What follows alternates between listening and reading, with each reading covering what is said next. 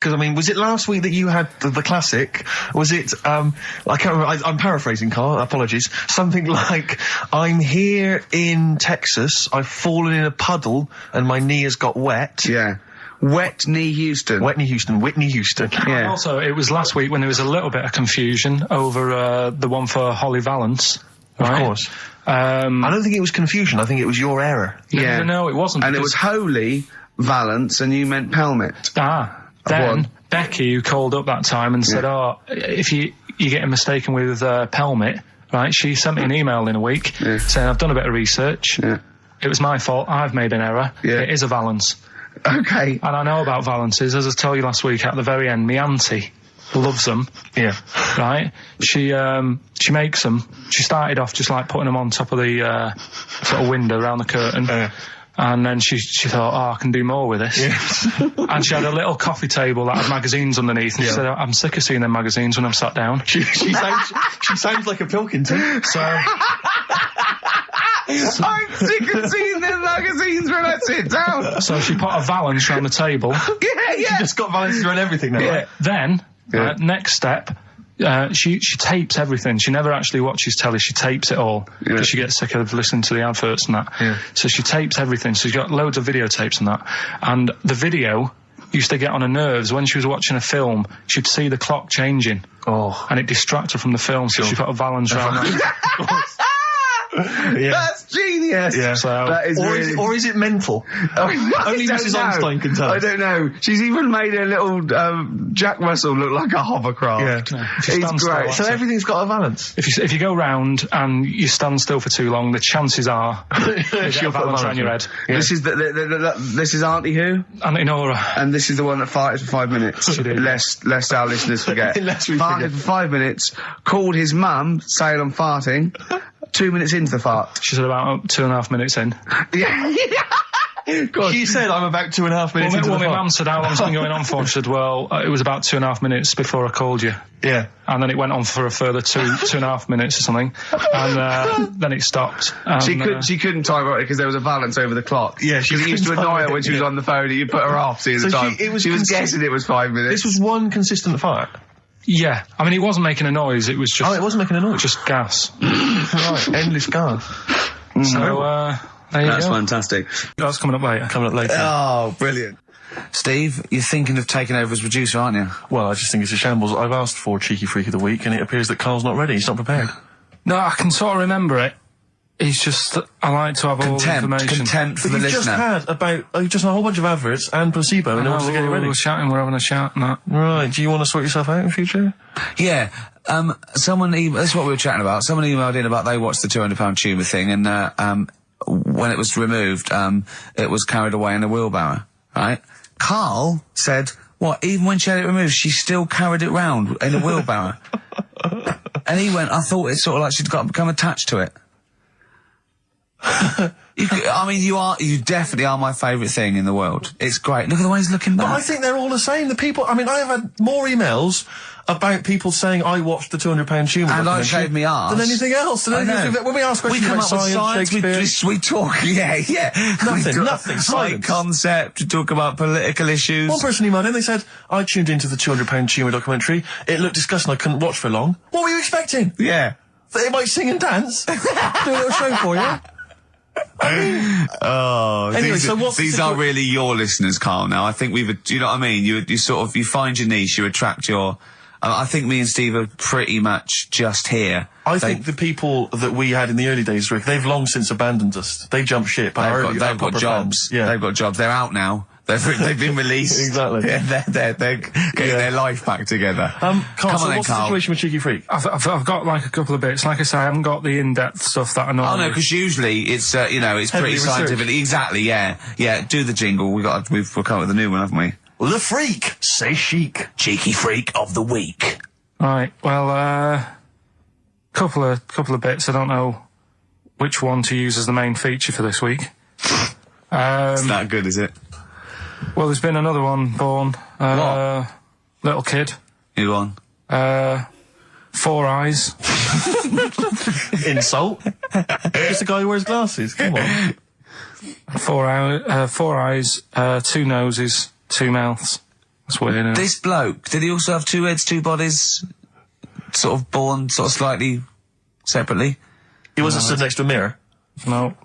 It's weird, that, isn't it? That's all you've got, is it? I love that. That's weird. I imagine the doctor said that. Well, Mrs. Parks, kid's got 4 eyes and 2 noses. Weird, isn't it? Any clues? Yeah. Any clues? So that's it. That's all the one. information. Well, I'll tell you what, No, that shouldn't be the main one. Okay, I've answered but it. like I say, what's the idea of this feature? What do I say all the time? Dunno. I always say, think about it. Think about what that would be like. Okay. What? Giving birth to him? No. Being, I think it's a girl. Being like her. 2 mouths. 4 eyes. What would that be like? Mad, innit? I don't know what this feature is. I don't know why. Is there another one? Is that, you said that? I mean, I hope everyone took the opportunity there during that silence to just think about what it would be like. I know I was. What? Could she talk with a mouthful? What? Is that allowed? Because she's got 2 mouths. Yeah.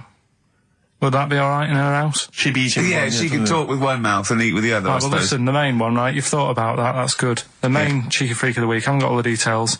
Smallest person ever. Right? How big would you say that is? Carl is now sort of like holding his hands up like a fisherman, long ways. That's about 1 foot. Right. Smallest man in the world. I printed the thing off and I can't find it. There's a little picture of him. Right? The odd thing was... But why have you asked me how... Did it say, or was it a picture of him? I didn't really read it. Of course you didn't. Of course you didn't. Jesus. I just saw it and thought, that's... What, you straight away assumed it was natural size? Is that big? But what do you mean it was that big? Little fella, like that. But why are you doing that? What? It was a page with a little fella. How do you know that was natural size? No, it was, because he said it's world's smallest man. And the funny thing is, I've read the first line. I always read the first line. It said, world's smallest man. Well done. The weird thing is, he got an head like a light bulb. The shape of it, apparently. I don't know if that's got anything to do with his shape and size. God. That big. His name's Mr. Watts. And the annoying thing is, what got me is, if you're that big, right, don't have your picture taken next to a fruit bowl. Why was he having his photo taken next to a fruit bowl? Don't know. Whoever the photographer was, obviously having a bit of a laugh. Yeah. At his expense. Because you would just stand in the middle of nowhere, you'd look normal and that, but he was stood there, just leaning on an apple. Leaning on an apple? What is this? In what world do you inhabit? This was on the internet. I printed it off. Leaning on an apple? Was it Tom Thumb? What is this? Are you sure it wasn't some sort of sci-fi show they're advertising? No, it was leaning on it. Can you just lean on the apple? Just lean on the apple there. Do me a favour, you stand next to my chihuahua. You're not taking the piss, are you? No, not at all, no. Would you mind leaning on this matchbox? Yeah. Leaning on an apple. And that's what, so you just said he's the world's smallest man leaning on an apple? Smallest man, said about his head being like a light bulb, I don't know what that meant. And I just thought, right, that'll do. That's that sort of cheeky rig of the week done. I think that was on like Monday. Right? I found that, I thought that's done. Printed it off, forgot to get it off the photocopier. Someone's nicked it. Play record. You got to... You know, it's just... Steve. No, can I just say no, Carl, please, if I say, let's have Cheeky Freak of the Week, and you haven't done your research, you haven't got the information, just tell us you can't do it. But don't lead us on. Don't say this on radio. Hold your hand up to me and go, how tall is that? It's nothing. That's this is radio. Nothing. It's nothing. I think it was that big because he was leaning on an apple. It's not enough information. But, imagine Trevor McDonald coming on, going, some news, some stuff. How big's that? How big do you think that is? Yeah. Because there was a fella, coming up after Chris Tarrant. Play record. I'm angry. I'm actually angry. And if Monkey News is in any way similar, you've really pulled your finger out with that, have you? Mm-hmm. But, because when I was younger, I remember being outside a post office once when I was about 10 or 12 and finding a purse and thinking, oh, that's nice. Yeah. And opening it up, there was some money in there and a pension book, and so it was obviously an old lady. I found an address, I sent it to her, and my mum said, you've been so good there, you'll probably get a little reward. She'll probably send you a little reward. Nothing. I got maybe a thank you note, but no cash, no moolah, nothing. Really? And I was livid, because I'd been told that I was going to get a reward. I thought I've been a good Samaritan, nothing. So, many moons later, when I was at university, I learnt from that, and this is the most bizarre thing. This explains a lot, doesn't it, Carl? This is like the Mary Celeste. I went to a cash point to I thought, I can't get my card in here. And I realised there was already somebody's card in the machine. They put the code in, but then they just disappeared. They'd been kidnapped or something. So it was just there, waiting, sitting. It said, what do you want to do? And it gave you a number of options. I thought, interesting. Steal or go to heaven? Yeah, exactly. You went, oh dear. Yeah. Well, I pressed balance just to check what their bank balance was. Unbelievable. It was a considerable sum of money. I'm not going to lie to you. It was not typical student debt. It was like, I think they were a foreign student. There was a lot of cash in there, a lot of money. Did you feel a slight bulge in your trousers when you saw the amount of money? I couldn't believe my luck. I thought to myself, now then, I could just take that card out and hand it in, or I could teach them a small lesson. Right. And maybe give myself a reward, because last time I did that, I didn't get a reward. So if I give myself £30, then I'll take the card out. 30? Give myself 30 You didn't really? Well, I thought that's a good reward. And I went in, I handed the card in, I took that. Steve, and that's a little reward for me. And I'll tell you this, don't think it's evil, because I went in and I bought everyone a drink. Well, brilliant. Yeah, I didn't tell them I got the money free. Well done. Excellent. So probably gangsters are quite generous with the money they've stolen from other people. Yes, but someone's negligence, Rick, has lent... the thing is this, Steve, right? I believe it, except that buying people a drink, Carl. What do you think? Well, I kind of thought that when he said it, but then I thought, but they'll be buying him back. So he's still up. So in a way, he's still a winner. Yeah. Everyone's a winner in that situation, including the student, because frankly, if there had been a less scrupulous person who found it, they'd have probably helped themselves to a considerable sum. I cannot believe he did that. There was thousands and thousands of pounds in there. What if Beadle had jumped out and slapped you with his little claw and said, we've been filming this merchant? Well, so what? How old were you then? I don't know, 19, 20. Would you do it again, or was it just to get the world back for the old lady's purse? Possibly do it again, yeah. You're joking! Well, you've got to think of it this way. You've got to think of it as there was a lot of money in there, and someone less scrupulous than me would have taken a fortune. They'd have cleaned them out. Whereas I just took a small reward, which I thought was more than enough for someone's negligence. And I've returned the card. They've got the card back. Everything's fine. Think of someone else. I could have gone on a spending spree. I could have been buying stuff, all sorts. Yeah, but it wasn't yours at all. Yes, but they probably would have given me a reward. And because, you know, sometimes people forget or, you know, they don't give you a reward, I thought I should You had take to it go at your dad for nicking a loaf of bread out of a phone box. Yeah, but that's because it's for old people, geriatrics and stuff. How do you know how old was your people who you were robbing from? It was on a student campus. Well. Wow. I think it was more... I thought it was excellent behaviour. I thought it was good, honourable behaviour. That's showing another side to him, isn't it? What would you have done, Carl, in that situation? And tell the truth. I might have helped myself a little bit. There you are. I don't know what this is helping yourself a bit. Like you say, just sort of, you know, send them back and sort of say, you know... If you find a £1 coin in the street and you can be bothered to bend over for it, then have it. But someone's cash point card or personal belongings... I'd let them know, though. Did you send it to them and say, I've service charge included? I've took that out already. No, I handed it in to the... Let them know? What do you mean you'd let them know? I'd say, you know, you're lucky here. Right, I just took, I'd probably say 20, actually. Okay. Because that's just like one note. Sorry, right, okay. You are winding me up. No, I'm not. I mean, not for once. I mean, I know what Steve's like. He is tight, right? He is. And you know that, don't you, Steve? Financially, you mean? Well, no, I mean, just the way you are. You're very sort of, you know, you're not wasteful with your money. I'm careful. No, I'm not wasteful. Absolutely right. No, but to the extreme. Not towards the extreme. Not towards the extreme. No. Look after the pennies, the pounds will take care of themselves. Alright? Simple to remember, good advice. Yeah, alright? But the thing is, right, I know that I take the mickey out of you for, like, you know, the way you look and stuff. Sure. Right? Well, I'm right back at you. But the thing is, you can't help that. Absolutely. But I'll tell you something that women don't like. Sure. And it's fellas who are tight with the money. Sure. I'm not frugal with money with ladies. I'm frugal with money with you. Well, I've got no reason to splash money out on you. I've never seen you splash money out. Well, you've never been out with me.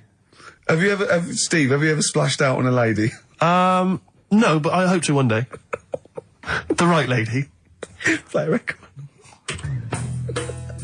Carl, you went to Lanzarote. Yeah. People said don't go to Lanzarote. They told you it was Lanzarote. They told you, were they right or wrong? They were right, yeah. Really? Yeah, it's a bit ropey, yeah. Is it? Why? Just, out there. If it wasn't for the volcano they had, it'd be knackered. That's their big draw, is it? That's it, basically. That's all they've got going for them. When you landed, was it really hot? Were you quite excited? You were thinking this is okay? It was warm. It's, we can't complain about the weather. The weather was all right. Sure. You know what I mean? That's what I went for, but it'd be nice if there just was something else. Yeah. What did you do all day then? Did you read your ritual book? No, I didn't read that. I read that book. Do you know the book that I bought and all the chapters were messed up? Oh, yeah. I bought a better version of that. All right. And I read that. Excellent. And then... Did it make more sense in order? Yeah, a lot easier to follow. Yeah. And then we went and had a look at the volcanoes and that. They've got 36 of them to look at. How many did you look at before you realised that pretty much, you've seen one volcano, you've seen them all? Probably about 6 or 7. Really? Yeah. And then when you got to the 8th, you thought, now I know what this is going to be, Suzanne. This is going to be like a mountain with a hole in the top. Yeah. Really? But it happened years ago as well. It's like, just keep a couple, fill the rest in, tidy it up. Fill the rest in! Yeah, no, Well, getting some builders. No, seriously though. Okay, 4 million tons of concrete, please. They're an absolute death trap. Yeah, what do you mean fill them in? Do you know what a volcano is? It's just a hole, isn't it? That's happened. Well, it's more than the hole. It's more a portal to the magma in the centre of the earth. Back in 1730 it happened, and they still haven't sorted it out. Well, when you say it happened, volcanoes were made a lot longer ago than 1730. No, but the one that did Lanzarote in. Right. Sort it out. What would you suggest? Well, how can they fill it in? It's joined. It's all joined. No, but what I'm saying is... the big plates of the earth are all joined. All the magma's joined. With the trade centre thing, that happened. They cleaned it up, sorted it out, they've moved on. That's what I'm saying. Whereas Lanzarote have just gone, leave it. It happened back in 1730. You misunderstand me. How, in the name of God, can you fill in a volcano? You ignorant twit. No, but it's not just the holes. They've actually left the lava everywhere. That's what I mean. It's not just the big holes. There's lava everywhere. But it's molten rock. They can't just pick it up like they're like a carpet. Put it in the holes. The holes are there ready. Just push it all in. That's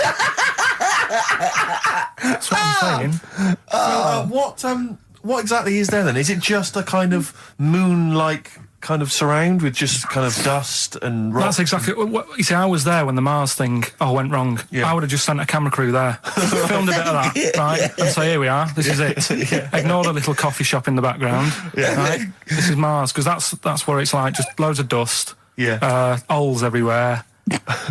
Tidy it up. Little round-headed aliens complaining. Whinging. Just like Mars. Yeah. So is there what's the best bit about the holiday? Come on, pretend you're Judith Chalmers. I have been doing. I would have done all. I would have said that. Don't bother. Right. I mean, the hotel was good. Yeah? That was all right. What was that like? It's all right. Just, clean. That's all you want, isn't it? See, that's not quite what Judith Chalmers does. She doesn't go, what's the hotel like? All right, yeah, clean, isn't it? All right. What was it like? What was it? 3-star, 4-star? Did it have a swimming pool? What was the room like? I had a swimming pool and that. Yeah? Yeah, it's good. I think it was one of the better ones on the island. Okay. Nightlife? Wasn't really. And there was a bar, there was some bands playing. Yeah. Not very good. Food got a bit boring. Yeah. It was always the same food every night, but they sort of themed it and made out as if it was different. So, like, on Mexican night, it'd be chicken with a nacho on it. Right. And Chinese night, sort of chicken with a little prawn cracker on it and stuff. Sure. But that got a bit boring. Can I just give you a little fact here? Someone's emailed in for you, Carl. They've sent an interesting fact for you. I think you're going to be interested in this. Don't read it on the email. Let me read it for you. I think you'll be excited. An interesting fact from Carl. That's from Toby. He says, Attila the Hun punished some fella who annoyed him by cutting off his arms and legs. You'll love this. And stitching his arms back where his legs should be. And vice versa. Look at his face. Look at the little smile that's just cracked on his lips. That is the kind of fact you've been waiting for all day, isn't it? So go on, again, so... Attila the Hun, right? Some guy he didn't like. He cut off his arms and his legs, and he stitched his legs on where his arms should be, and his arms where his legs should be. Look at him looking at his body, trying to picture it. Yeah. I'll let it sink in for a little while, then I'll ruin it for him. Carl, what are you thinking? I'm just picturing it. Right, he would have died. It would have been tokenistic. There's no way that person could have lived through it. So it was just to the Huns' fun. He probably put him on a stick outside his gate or something. There's no way in those days that he could have gone through complete limb amputation and... So would he have wore a jumper for pants? Who's the winner of the competition? From Walthamstow, it's Joe Ogden. Well done, Joe. You got the correct answer, which was what? The fellow with two heads at number 50. Number 50. Is that it? Are we off? Yeah, that's it. Yeah. Right. Cheers. More of the same drivel next week. Bye. Bye. Tell me your insights to autism. Right, well, there was this, again, Channel 4 coming up with some good stuff at the moment, right? It might have been Channel 5. But what's the name? It's the attention span I like. These people who, they've got like this autism thing going on. Yeah. And they sort of take in a lot of information. They get sort of they get so into it that they know everything about that subject and what have you, right? And there was this lad who, he knew everything, right, about EastEnders. Right. He sort of, the cameraman was saying to him, so, you know, why EastEnders and that? And he said, I don't know, I just like it. And he said, I remember when I first watched it was a Thursday, it was 5 to 8, Pauline Fowler walked in, she had a pink jumper on, she said, all right, love. And he remembers everything from that moment on. Yeah. Right, and everything, which is great, but then the way the programme was making out, it was almost like they were saying it's a disability. Right. When in a way, it's more like a superpower. Sure. Like Rain Man. But if you can take It's Rain Man. No, he has special autistic powers. Oh God! We must send for Rain Man. I don't know what to do. So I don't know what to do. So he would be a great contestant mastermind. Sort of autistic mastermind. He'd be what I'm dynamite. saying is, don't be watching EastEnders though. Sort of, why didn't they give him an encyclopedia and say, get into that? Sure. That'll be useful. Yeah. Keep him away from EastEnders. Wasting his time there. But I don't think it is a disability. No. Yeah, there are other things, and they're not. It's also autism is a matter of degrees. From what I know, and I'm sorry to have to do this, but I feel that I have to at least be the voice of reason, as ill-educated as I am on the subject. But I think there's degrees of autism. I think some are higher performance than others. There's other issues with it. It's not they're just got good memories. They don't go around doing tricks for people because they can remember stuff. There are other issues with it. Do you know what I mean? Right, well, I mean, they seemed a bit... But you watched the programme, what did you learn? That he knows when Pauline Fowler came in? Yeah, I mean, there was other bits where they couldn't control their emotions and stuff. Oh, that other little bit, yeah. But the main bit of it was he can soak up information and stuff, and I'm just saying, it didn't seem really bad. Do you know what I mean? There's disabilities where people say that's a bad disability. It's like how people say about... This is brilliant. This is just like this is amazing to be in a room with this man. It's incredible. You just wind him up and listen to what comes out. And I'm going to sit back now. I'm not going to defend you or explain anything. Just go on and tell me about the other disabilities that are worse. No, what I mean is how people can sometimes easily get mixed up. How people are scared of like a cyclop. When at the end of the day, he's got a disability. A bloke Who's scared of a cyclop? No, it's apart just from like Jason and his Argonauts. Where's this cyclop that you're scared of? No, I'm just saying in history and in books and that. No, not in history. History happened. Yeah. What are you thinking of? You're mixing history with Greek mythology and Roman mythology and every other type of mythology. What do you mean? There wasn't really a giant cyclop that went round picking up ships and throwing them around. That's not history, Carl. Do you think Batman's history? No, but it was ages ago, wasn't it, when we were sort of forming... No, I'm not saying it didn't happen ages ago. I'm saying it didn't happen. Well, it might have done. I mean, what's so ridiculous about a fellow with one eye? In the middle of his head, and he's big and scary and lives in a cave. Why is he scary? Because what if he had 8 eyes? I'd be scared of him. At the end of the day, he's got a disability... we'll talk about it in a bit. can't say midget. You're welcome to it. And this is, I think, the piece de resistance, Rick. I mean, because you know the kind of fans we have. They're pretty cool cats, pretty groovy guys. Yeah. So I imagine they'll be loving on DVD Doctor Who, the Aztecs. That's one of William Hartnell, the first Doctor's classic episodes on DVD. God. There.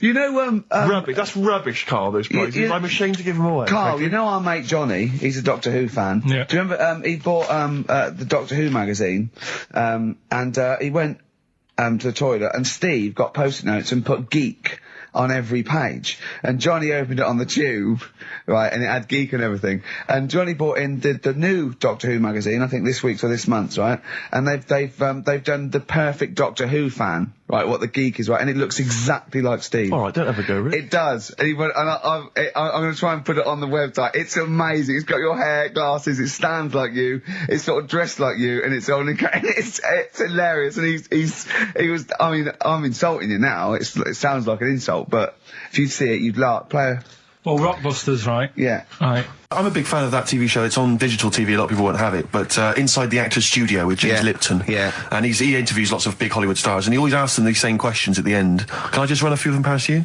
Go on. Okay. So, if you could do any other profession other than the one you do now, what profession would you do? Can you just change that to apart from a paper round? Apart from a paper round. Oh. If you could do any other profession, Carl. And it doesn't matter about, like... Doesn't matter if you've got the skills or anything. In an ideal world, if you had the ability. Well, I think I'm about to buy somewhere, so I reckon something, you know, using tools and, like, doing a bit of plumbing and that. So a plumber? Well, sort of an all-rounder. Right. A handyman. Well, yeah. Yeah. I think... You know, you don't get paid that much, but it's useful, isn't it? So, but you get your own show, couldn't you, with Carol Smiley eventually? Well, all that, but the money that you don't make, you save by not having to pay someone else to do the chores. Do you know what I mean? I don't know what that sentence meant. Right. No. A plumber. How much is the average plumber on? The money you don't make, you save on not getting someone else to do it. No, just think of that. No, look, break that sentence down. Are there any? Sorry, Rick. Sorry, but people who live in glass houses. Yeah. Anyway, let's just go back to Lipton quickly. We've got a couple to get through here. So, your favourite noise or sound? Favourite sound or noise? Oh, is it me? No, it's not me. Hang on a minute. It's not me. Are you sure it's not me, Carl? I like Elvis. Noise. Elvis in the ghetto. The sound of Elvis. Elvis in the ghetto. Brilliant. Okay. Yeah. And your least favourite noise or sound? I don't think it should really be records and music. Noises, things that you hear at home or whatever. Maybe like a sound of a... The least favourite noise? Least favourite? The sound of... Probably like... the sound of ghosts? Fire engines and that. Right. That's annoying. Except if your house was on fire, presumably. I think it's a bit unnecessary. You think they're just doing it to wind people up? I live on like a busy street and it's happening all the time, and it is like... Just sort of have a blast of it, and people will hear it. You don't have to keep it going. Yeah, sure. So that is pretty annoying. And if heaven exists, Carl, when you get to the pearly gates, what would you like God to say to you as he welcomes you into heaven? What would you like God to say to you? Who asks these? What show's this? It's a programme where celebrities are interviewed by a guy, an American interviewer, and he always asks these questions at the very end. What would I say to God? What would you say to God if you believed in heaven, and if heaven exists, when you eventually go up to heaven and you're welcomed in through the gates and your God, Parker and your Stussy t-shirt and your... What do you want God to say to you as he welcomes you in? Say, you all right? Don't know, just be friendly. Right, in Turkey... Nice. It's not, actually. That's where I went, and there was little fellas after Suzanne in the kitchen. What? What do you mean? We went to Turkey. You went to Turkey and there were some little fellas? Well, they had quite a few sort of midgets working in the kitchen. Why? Is it a theme? No, was it a theme holiday? I don't know. Might get them cheaper or something. Was it... So they were working cheaper? They were working in the kitchen, and one of them fancied Suzanne and kept sort of eyeing her up, and she was winding me up saying, not eyeing up and down, just eyeing her up. Anyway, no, so what was she doing in the kitchen? No, it's like a pick what you want to eat type buffet, but you have people clearing the tables and that ready for you to come along. Are they low tables? And you know, he was just keeping an eye on her. What did he say though? Was he? It was Turkish, so I don't know what he was saying. But he was a little fella, yeah. Did he? What do you mean a little fella? What do you mean little fella? Sort of dwarf-like. What do you mean dwarf-like? He had magic powers, or he was 4 foot? No, What do you mean, Carl? A little bloke, just like a normal bloke, but small. If you stood him in the desert, you wouldn't know. But he'd be hot and thirsty. Right, Carl. You should watch out for the monkeys. Yeah, underground. There's underground monkeys. Look, you can't just say there was a little midget fella who was eyeing up my girlfriend and then leave it. What do you mean? What was happening? This is a story to us. This is much more interesting to us than, and she was deaf, right, and she hit her head. That's much more I don't understand how it manifested itself. Did he come over and say something? No, do you know when, it's like girls know, don't they, when someone fancies them?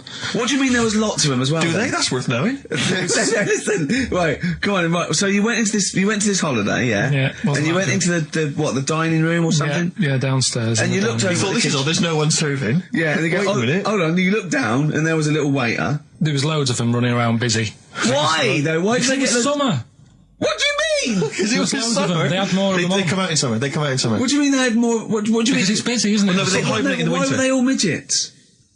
I don't know, maybe it doesn't heat stunt your growth or something. No! Well, they just happened to, maybe it was a thing that they did for tourists or something, I don't know. I just got on with my meal. It was a holiday, do you know what I mean? God! Right, So it's a midget serving. I'm not going to ask any questions. Right, okay, yeah. So they're all little fellas running around, and this one always was like, you know, oh, do you want a new serviette? You know what I mean? Going out of his way to sort of... for turning on the charm. Yeah, he was going out of his way. The others weren't. Right. I think what was happening is he'd been working with Santa all the winter. Yeah. This is sort of little summer break. This one He was hadn't your seen a girl. waiter, and so he was being polite to you. Maybe. But what did Suzanne say then? Well, she was using it to wind me up. What was she saying? Oh, he's... Oh, just like, you know, look he may be small, but he's well, built like a... Yeah, he's all man. so Were you jealous of a midget then? You were jealous of him? it is a bit annoying, isn't it? Why?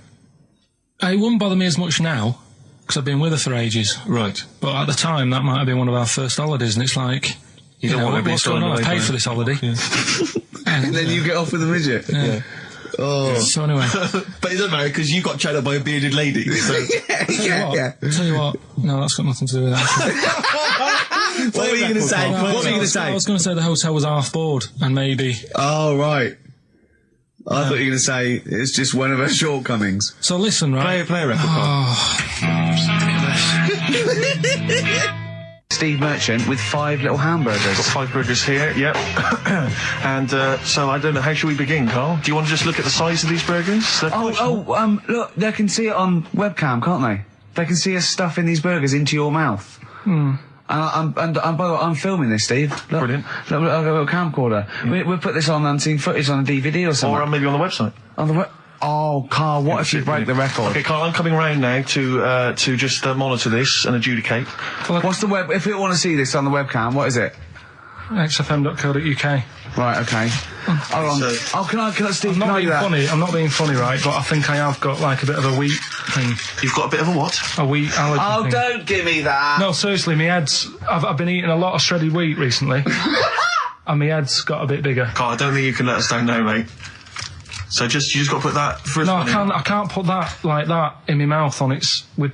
I've got to break it up. I've got to break it up. Can't break it up. Can't break it up. It doesn't say you can on the rule thing. It does. It It's got to doesn't. be a I whole can't burger. look. I physically can't. Try it. I can't look. I'd have to be Jay Goody to be able to do that. Seriously, look. Oh. Try it. Yeah, I know, but you're not approaching it right. That's it. Come on. That's all. Keep Oh, going. God, he's not going to do one. Keep going. That's good work. Keep going. How does he get three in? Keep pushing. Ease it Keep in. pushing. Ease it Keep in. pushing. Get one in at least. Ease it Get in. one in at least. Get one in. Ease it in. Get one in. Push it. That's one. Let's go for another one. I reckon you've got to rip it up a bit. Okay, do that then. See how many you can get in. You've got to get in 2. No, just one.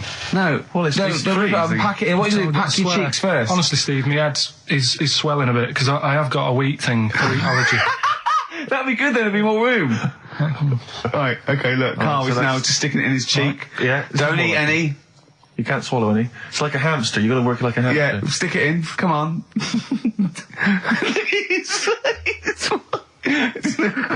looks like Marlon Brando in The Godfather. Come on. Don't lose any yet. Right. Pack it in, then use your fingers to pack it in. Come on. Wedge it in. Like you're grouting the bath. I can't do this either. Keep going, keep going! Keep going, don't give up so early! This is part of the problem. You just give up, Carl, too quickly. You failed again. It's like your history O level. Come on, Carl. Come on. Do something well. Succeed at something. Push it in. You've got nearly a half a burger there. Oh, I'll come round there. You're chewing. Don't chew. I've got a bit of food. I don't know what he said, but... Is that What, is that a whole one? No, it's not. I can see bits left. Come on, Carl. Come on, keep working at it. Keep working at it. But there's so much space in your mouth, I can see it. He's going red. Okay. Okay, we'll do another one. We'll do another one. That one then. We're doing a... Oh, are you alright? Are you going to be sick? Are you alright? Alright. Oh God, should we play a record? He's making my eyes water now. I'll find a different one for you. Find a different one for What him. about most grapes eaten in 3 minutes? I'll go. Do you want to do that? Grapes are easy, aren't they? That's easy. Great. Come on, grapes are easy.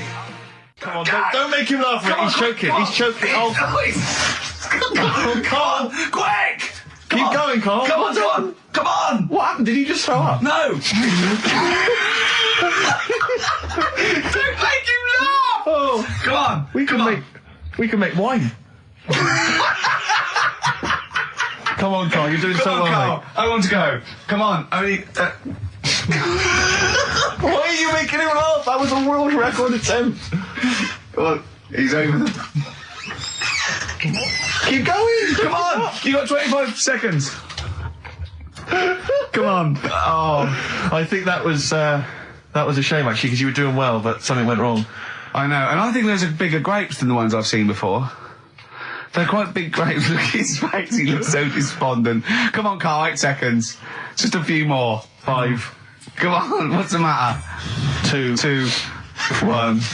It's all over, Carl. It's all over. Better count how many you did. Just you can get good at this. We can get good at this over the weeks. I think that was a fairly pitiful attempt, actually.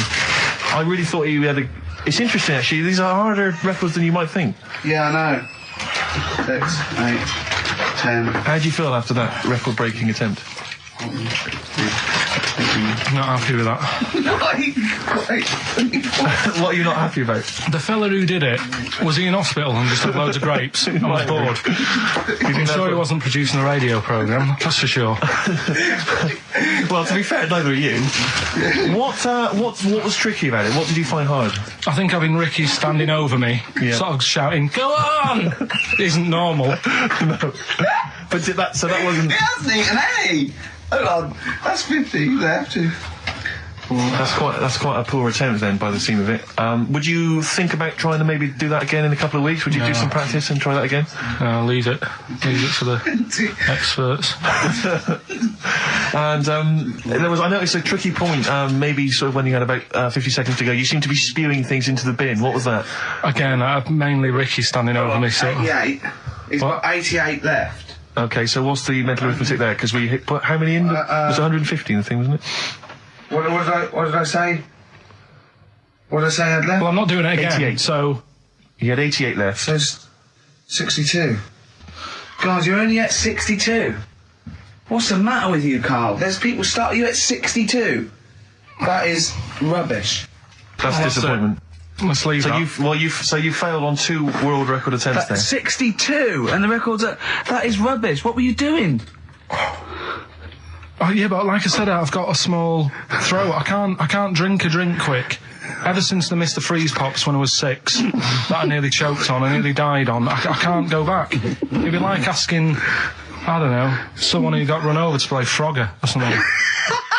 Badly Drawn Boy on XFM 104.9. I'm Ricky Gervais, with me Steve Merchant and Karl Pilkington. I'll tell you what, the Sonys then. Oh, This Thursday at the Grosvenor House Hotel. Yeah. Everyone in Radio's Anyone has entered their show in different categories saying, they get it down to, winners this year included the brilliant Dominic Mohan, former showbiz editor of The Sun. lots of people won. Lots of people won gold. Lots of people won silver.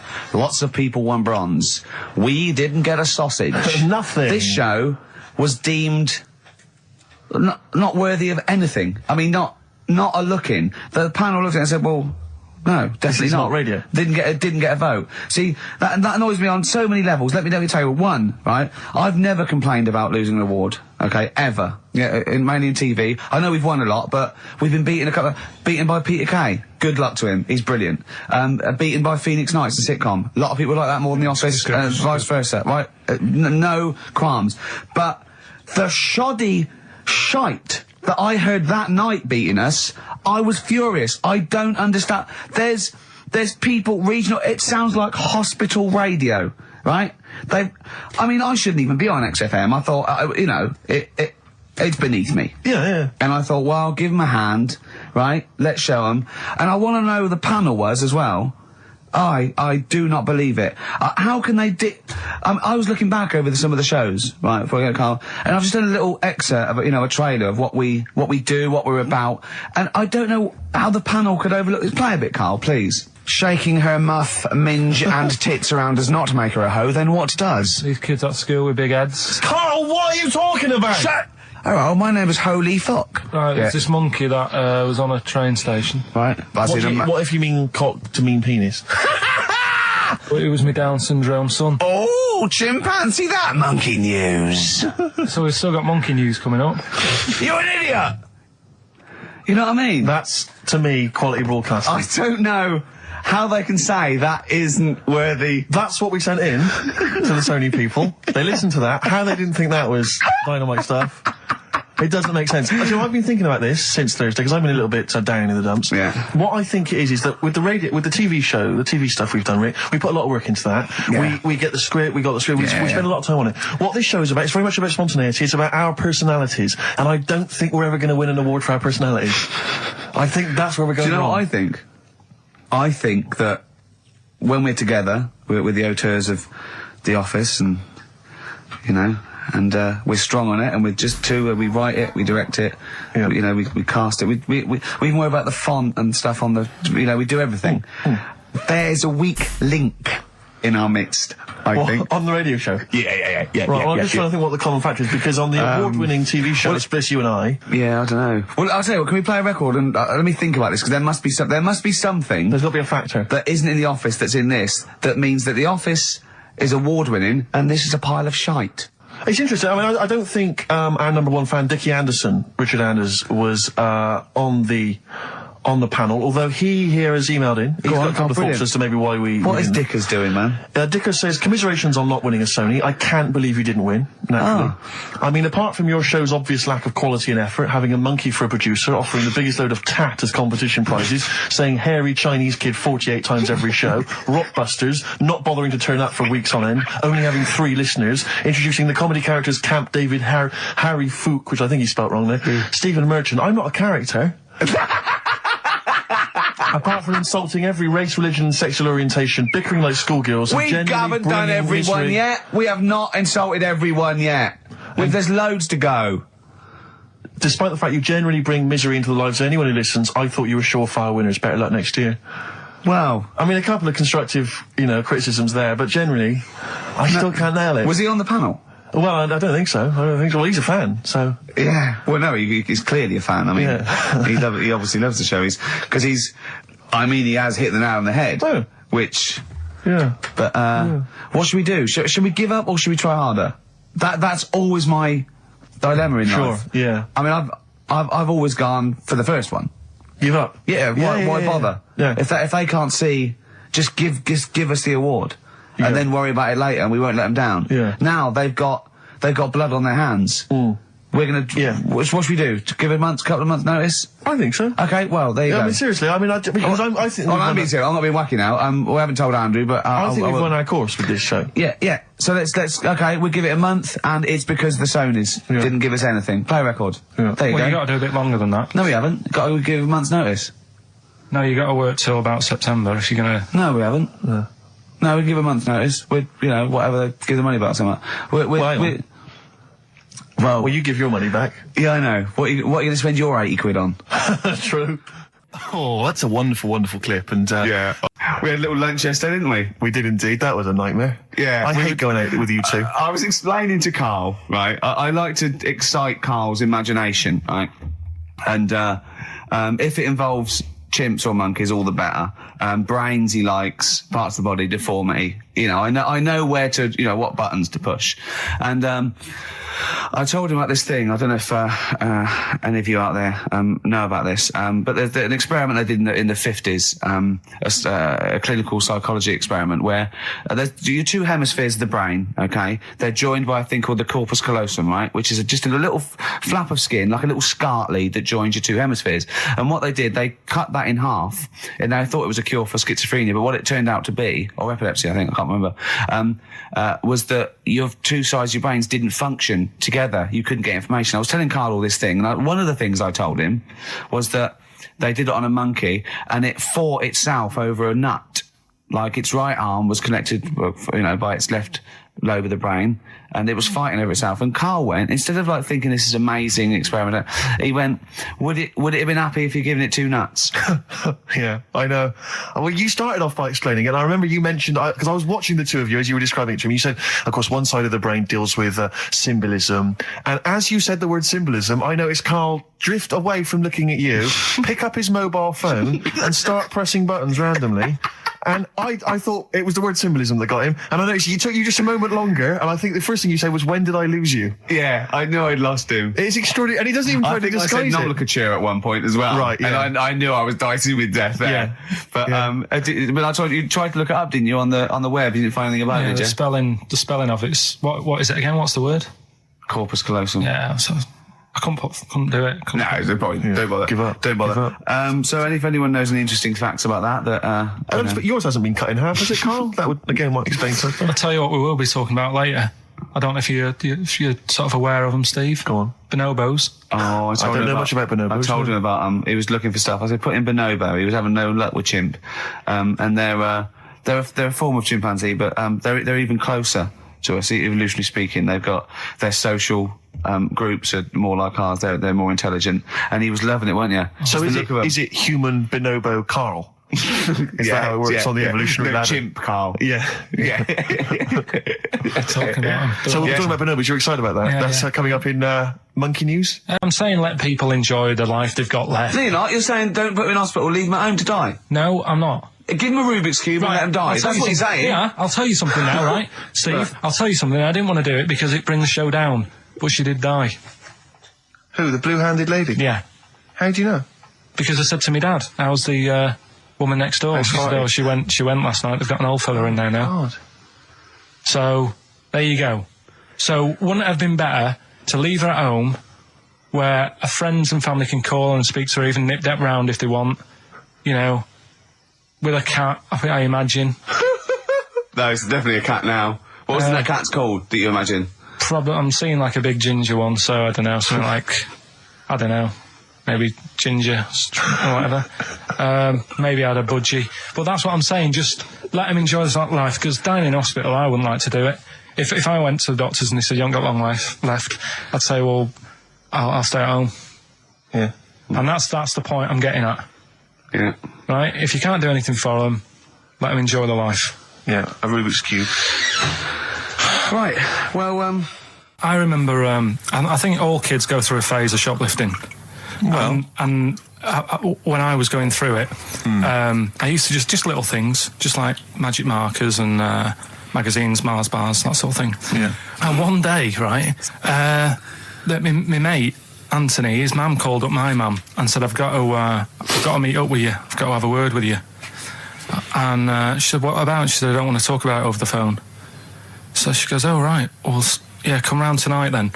So anyway, my mum sees me, she don't want to be in an awkward position and, like, be a bit embarrassed and what have you. So she sees me and she goes, right, Anthony's mum's coming round.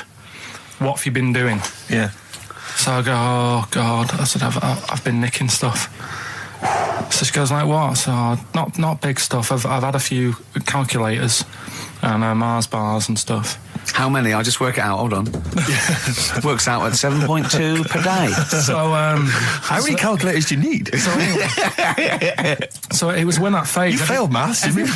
Everyone wanted a calculator. It was like a trendy thing, wasn't it? Right. Oh, yeah. In Manchester a couple of years ago, yeah. So anyway, so I told her all this and I confessed to, like... Computers will make it there one day. I confessed to... There's magic in the back of battery. Go on. Confessed to nicking all this stuff. She comes round, she only wanted to borrow some money. Brilliant. She said, oh, I don't like asking. I was a bit embarrassed to ask you over the phone, but can I borrow 20 quid? Oh, that's fantastic. And there's me. That's great. And it's similar sort of thing to yours. And did you... And he went, hold on, I'm going to work out the interest on that. I bank 10%. She'll owe you £4.40. Yeah. Oh, so your mum was a loan shark.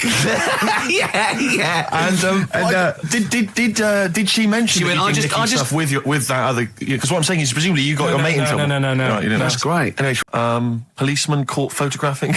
I don't know why it makes me laugh. It's just the phrasing, I suppose. It's the headline. Policeman caught photographing up woman's skirt. No, he wasn't up there taking a picture of Big Ben. No. He wasn't going, can I just sit up here? I'm just going to take a picture of that seagull over there. No. He was facing the camera up a woman's skirt. He was indeed. Right. A policeman in Japan is facing disciplinary measures after he was caught photographing up a woman's skirt with a hidden camera while on duty. The 42-year-old sergeant, who's not been named, used a digital camera to secretly snap the shots when the woman was reporting a stolen bicycle. So he was actually doing his proper job. He'd obviously thought to himself, I'll bring him a digital camera today. On the off chance a beautiful woman comes in to report a crime or robbery, I'll have it ready, I'll have it positioned, in such a way. But this is interesting. This is how he got caught. Okay? The woman became suspicious after she saw a flash go off. brilliant. I mean, this Not so secret at all. Sorry, did I just see your shoe? Your shoe just seemed to just spring into life there. It was light. There was light. Yeah, I think I'd had someone set fire to some magnesium that was on the end of it. It won't happen again. But it's only you and I in here, and your shoe was just suddenly lit. Why are you standing like that? Why is your shoe just sort of like between my feet? There's no reason. This is how I always stand. What did the bike look like? Flash? So, are you taking pictures of my family? No. And no, I'm not. And you should be wearing knickers anyway. Well, how do you know that? What? How did you know I'm not? How did I know what? I'm not wearing any... I didn't know you. I don't know what you've got up there.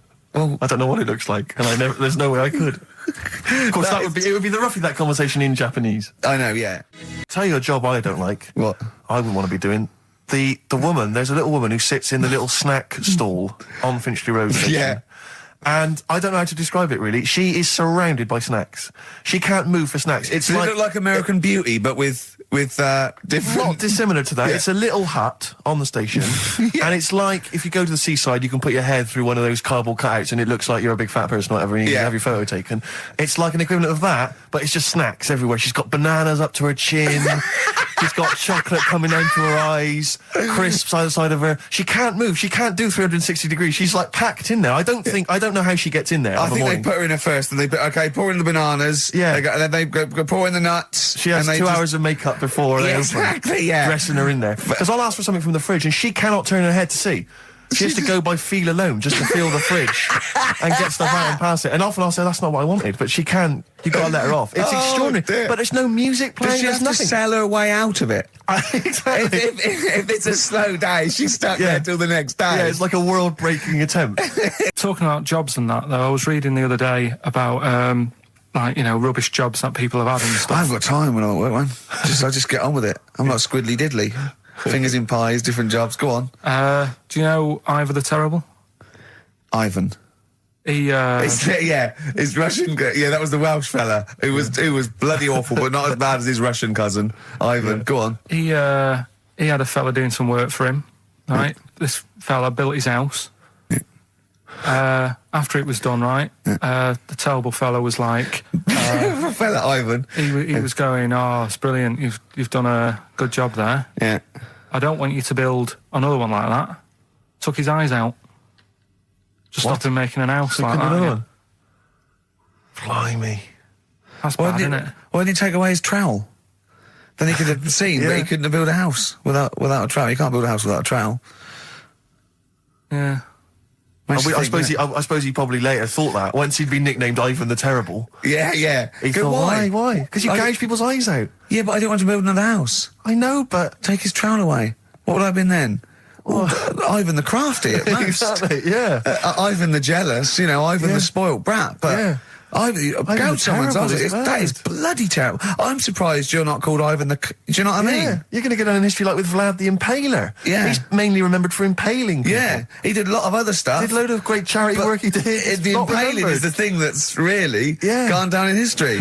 When were you reading about Ivan the Terrible? No, it's just or little Ivor stories. the Terrible is the thing you remembered from this informative article. No, it was just little bits like that. Talking about him, there was a thing about someone who worked for that fella who painted the ceiling. Sistine Chapel. Yeah, Okay. there was a thing, a woman who worked for him in his house. And I love how you assimilate information when it's just bordering on the academic or just the interesting and true. It's wonderful. Ivor the Terrible gouged someone's eyes out 'cause built him an house. That fella who painted that ceiling had a woman work for him. Imagine if you wrote that down in an essay. Imagine if you wrote that in a school essay. Well, you'd probably end up with not getting a grade or... or thinking you turned up to more than you had. Exactly. Anyway, the woman who lived with... Yeah, the woman who lived in a shoe. Go on. yeah, there was this woman who lived with him, and she used to go out and do all this shopping and that. Yeah. But because she couldn't read or write, he used to have to draw everything that he wanted. Why couldn't you just tell her? I don't know. No, but no, wait. That's an excellent point. Could she talk? Yeah, but if it's a big list and that, loads of different coloured paints. But why and couldn't stuff. she draw on a piece of paper? Why did he have to do it? Because he's a better drawer, isn't he? The French have tried to keep that secret for over 100 years, Steve. upper crust people. Yeah, nearly 200 years. That is a top secret. Somehow Euston Station upper crust got hold of a document left behind in an old sea chest, possibly Napoleon's, could have been Josephine's. Unfortunately, jotted it down. He's kicking himself now. Oh, Secretary, I cannot believe I left a note. If he talked like that. He did. He did that, yeah, he talked English, but in a very funny French accent. Do you remember, there was one thing that, talking about funny French accents. It's a Ricky Gervais show with Steve Merchant. Thanks. You were going to tell us a little story about a Just Volvo passed my estate. test. Yeah. My parents had a big Volvo estate, and it's quite a big Oh, I car don't to drive. drive. My parents didn't have a car. But I know you don't drive cars, Rick, but it's got a big car to drive if you've just passed your test. It's safe though, isn't it? It is very safe. That was the thing. Yeah. And I come from the West Country. Obviously, there's quite a lot of windy lanes. around there. You're joking, do you? They have cars there. Well, here he comes. Blimey, Carl. Learned on a tractor, automatic it was. Do you want me to tell it or not? Oh! Don't give up the accent! Oh no, I'm not worried. Oh, go on. Go on. So I went to this You party. have a go at him being from the north. Not when he's telling an anecdote. He's never told an anecdote. Oh yeah, fair point. Yeah, go on. I remember once, right, an American came to our school. We were all about 13 and 14, and he was like, you had to be his friend. And there was like people vying for his attention because he was sort of like this cool American bloke, right? And, he was like good at sports, straight, he's always, it's just great. And, I remember someone saying like tube, toothpaste, and he laughed, said tube. I go, well, what is it? They said tube. It's tube, right? And people go, no, it's tube, right? And they go, it's tube, right? And I went, I say tube. He went, and they sort of looked at me, and they just thought, you liar. I went, no, I say, let me think, no, I say tube. Oh. When you're a kid, like, any American you ever meet is the coolest thing. It doesn't matter if it's a huge, fat bloke wearing Bermuda shorts and a camera in his neck. It's cool, because they speak with an American accent. Well, that is cool. And they say... Being a huge fat bloke in Bermuda shorts is cool. Sure. Yeah. That's what you keep telling yourself. Yeah. I'm growing into that look, says Rick. Funny thing happened to me on the way here. Okay. Actually, it was about Wednesday or Thursday. I was walking along Charing Cross Road. I was on my way here, actually, to meet Carl for a drink. And, this little fella came up to me. I think it was, an overseas student. He's sort of like a student type, but he had an accent. And, he came up to me and went, excuse me, are you, one from the office? And I went, yeah. He went, would you sign a script book of the office for me? I went, yeah, by all means, yeah. He went, can you come to the bookshop? And I went, what, you haven't got it on you? He went, no, but if you come, I will buy one for you to sign. And I went, I can't really. He went, well, you're going to pass one. I went, I'm not, no, I can't. He went, and he went like, he went, oh, I was just in Waterstones earlier. I didn't go. I went, oh, sorry. He went, you could just, I went, I can't. He went, okay. I went, I'll sign something else. Have you got something else I can sign? He went, of course. And I signed a pamphlet or a brochure or something for him. But I love the idea. Imagine me going with him. I'm queuing up, and I'm in the queue. He's going, you're going, yeah, fine. Can you just hurry up? And he gets there, and his switch doesn't work, and he goes, can you lend me £10? Yeah. I mean, imagine that. I'm a little bit annoyed you didn't go with him, frankly, because that would have been a sale of our book, and I get a little cut from that. Well, behind him was Salman Rushdie going, can we hurry up? Because I shouldn't be out. I'm getting a lot of funny looks.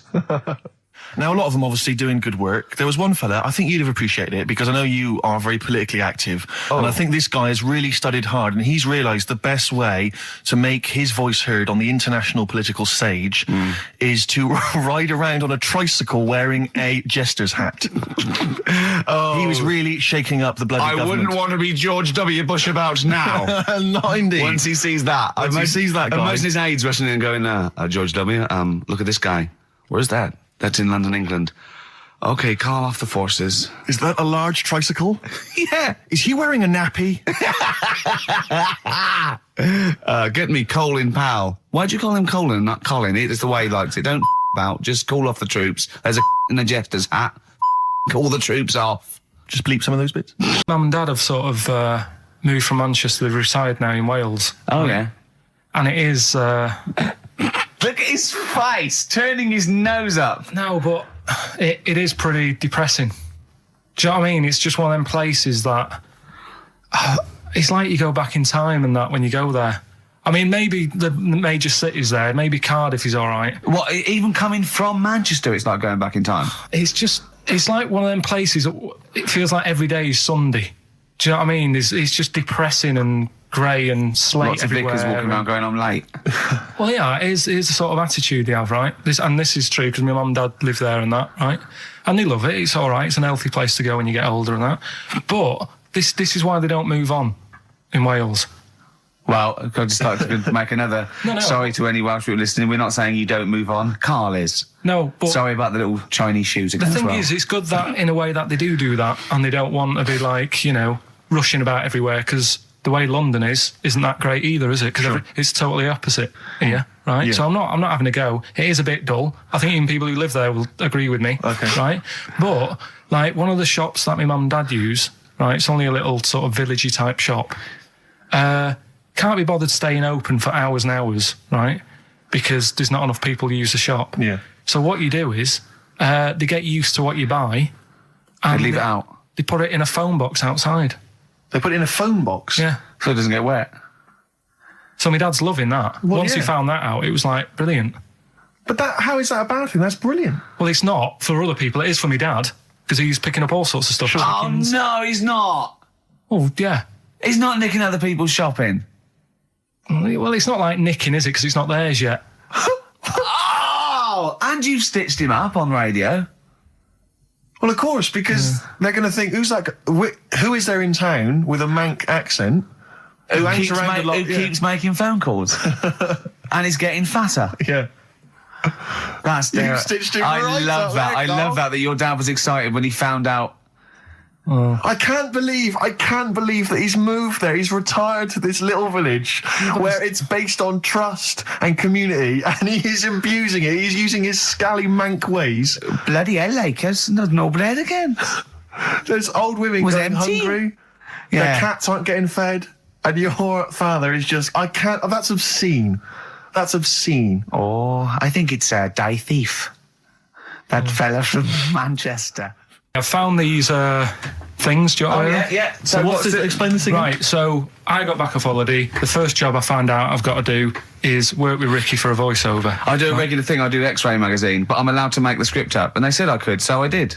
Right? So imagine this. Well, I know you, Rick, and I know you like to put a lot of work into these things. Yeah. You want to do a good job. So he rolls up, he says, let's do it then. He said, what's in the magazine? I said, well, here's a selection of stuff. This is what you've got to sell. He said, leave it with me. He goes into the little booth, and the first one he comes up with is this little advert for it, right? X-Ray magazine. It's out now. It's £3.50 May edition. Music of Tomorrow. Dandy Warhol's picture, and there's a free CD with all the Placebo and the Donners, and Smog, and Nightmares on Wax, and Alpine All Stars. Only £3.50. It's out now. Buy it, innit? Have you got a sore throat there? Well, that's all right, isn't it? And he was going, you can't. I said, we are doing that. I've done one. That is it. That's it. So I persuaded him. He went, right, okay, we can possibly put that on XFM, right? I'll have to see, right? And so I wouldn't do it again. And he went, but you need one for Capital. He said, Capital will know what I went, right, I'll do one more for Capital. Right? Because all the stations advertise the XFM magazine, right? So this is the one that you thought would be all right for them. Hello, you loonies in Radio Land. Dr. Frog here to tell you about the new edition of X-Ray magazine. It's out now and it's only £3.50. You've not heard of it? It's a great music magazine. And you get a free CD featuring bands like Placebo. They wear makeup, but leave them alone. Gold Chain, Smog, OK Go, The Donners, and all great bands that you'll love. To Froggy here. Hello. Bye. Ribbit, ribbit. Froggy says bye it. Oh, well. So then, he says, that's it. You had your money's worth. Dr. Frog's still on there. He's still on Classic. I said, that isn't going to go out. They're not going to be happy with that. He said, you've had your money's worth. I'm going. Yeah. So I'm left with that. I then have to get the bosses in. And because I've let him go, in a way, it's my responsibility. Yeah. So I've obviously thought I've got what I need. I had to play them to the MD. What did he say? And justify. Well, I was sort of thinking if I laugh, he might go, well, I don't get it, but he finds it funny. Oh, brilliant. Well done. So I was laughing, he was sort of thinking, you know. Excellent. Is that it? Brilliant. When do they go out then? I think one of them's going out at the moment. So we go on the trip, and the thing that annoys me, it does happen every holiday that you go on. If you go on a sort of package thing, they have these trips, right? And you pay about 40 odd quid, and they give you some wine, so it make it feel like you're getting your money's worth. But how many of these trips have you been on then? Loads. Probably about 12. More holidays than I've had. Go on. Yeah, so anyway, so you're on the coach, right? And they take you for the volcanoes. They took us in the middle of nowhere. Yeah. Right. There's nothing else round there. Sure. It's like I say, it's like Mars, but with holes in the ground. Yeah. Right. And they sort of drop you off, and they go, right, everybody, see you back here in an hour. There's loads of volcanoes for you to look at, and a coffee shop over there. And you know for a fact, right, you don't need an hour there. You could just say, well, just keep the engine running, because I'll have a look in this hole, we'll get back on, give us 5 minutes. Don't need an hour. Absolutely. Yeah. But you know that they've got something going. It's a with backhander, definitely. What, with the coffee shop? Definitely, yeah. They go there. And they get everyone to have an ice cream and a coffee, and they sit down, have a fag, talking to the bloke. Yeah, and it's like, cousin. Yeah. How much was the coffee? Was it probably about €3 euros, so I think it was $3.50. Sure. Yeah. Which is, I don't know, that's about £2.5. Yeah, they've stitched you up. There's a museum in Italy when we went there a couple of years back. Suzanne had like one of those little guide things. Museum there just for spaghetti. Yeah. I mean, open a restaurant. Yeah. Was it interesting spaghetti? Spaghetti in different shapes? Don't know, didn't go. I went to see a big hole in the ground. Sure. Can't get enough of them.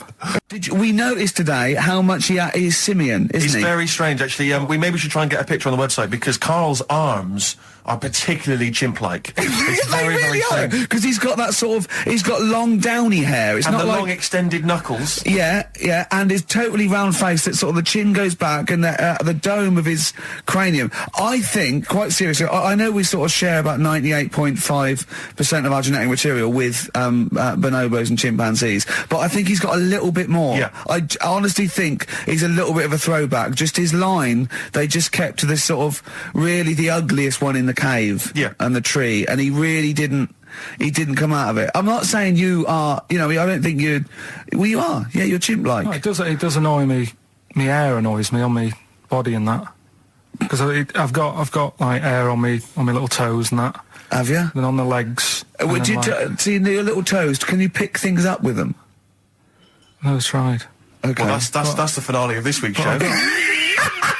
We're going to see if he can play a record and put the fader up from a tyre while swinging on a tyre, just using his hairy toes. Yeah, I've sort of got hair all the way, but then it just runs out where it should be. On the top of your head. Sure. Yeah. And is this part of the reason why you're always uncomfortable about being nude or around naked people? Is that partly the reason, do you think, because you look so grotesque? Well, when I'm on holiday, I don't really like wandering about without a top on unless, like, it's a quiet beach or whatever. Sure. So what would you normally wear? Need. I just have like a nice sort of light, summery, sort of linen shirt, maybe, just a few top buttons open. Yeah. But I don't like... The naked body isn't that nice anyway, is it? You know what I mean? Whatever it is, if you're a cat and you're shaved, you don't look that nice. You know what I mean? But with I think you'll find a cat is naked even with its fur on. Cats don't wear clothes. No, but what I mean is, a bald cat isn't that good. You know, it does me head in that I'm bald. I'm not, I wish if I could have hair, it would be nice, but that's life. Would you prefer animals to wear clothes like Mickey Mouse does? Or Goofy? You know that I don't like nudist and all that. We'd love to. You can ask him all the other questions, because Carl, as I said last week, he doesn't feel his own testicles because he doesn't like the feel. Yeah. So, I'd like a doctor to explain to him how necessary that is. And this is truthful as well. I've got a very slight pain around the genital area at the moment, and I think it might be some kind of groin strain, but I'm a little bit anxious, not entirely sure yeah, what it is. You've been with me twice when I've gone along to get them checked. Yeah. And I go, oh, what's that? Yeah. It's terrible. I mean, but, it's usually... I think you're in a pretty low risk, aren't you? I'd hope so. You're coming out of the 20s. I think testicular sort of... I shouldn't be doing this, I'm not qualified. No. All they said was to me sort of like his 20s and 50s. We're in. Mine sort of felt like they dropped a bit the other week when I was on holiday. I don't know if that's like when you're relaxing or I was wearing shorts a lot. How far? If it's 2 foot, it's too far. I was having problems walking. What do you mean? Why? No, it was just a bit. I had shorts on all day. I'm happy and walking about on the beach, what have you. And then at the night when I put some long trousers on, I was sort of walking like a ricket. They probably like stretch a little bit. Sometimes, I told you when I was about 18, I was scared. I went to the doctor. I felt a pain, right? And because I was doing biology, I thought I'd show off this doctor. I said, I've got a pain. I think it feels like it starts in the epididymis and goes up through the urethra via the. And he went, finger up the arse. He said, your jeans are too tight. They're squashing your balls.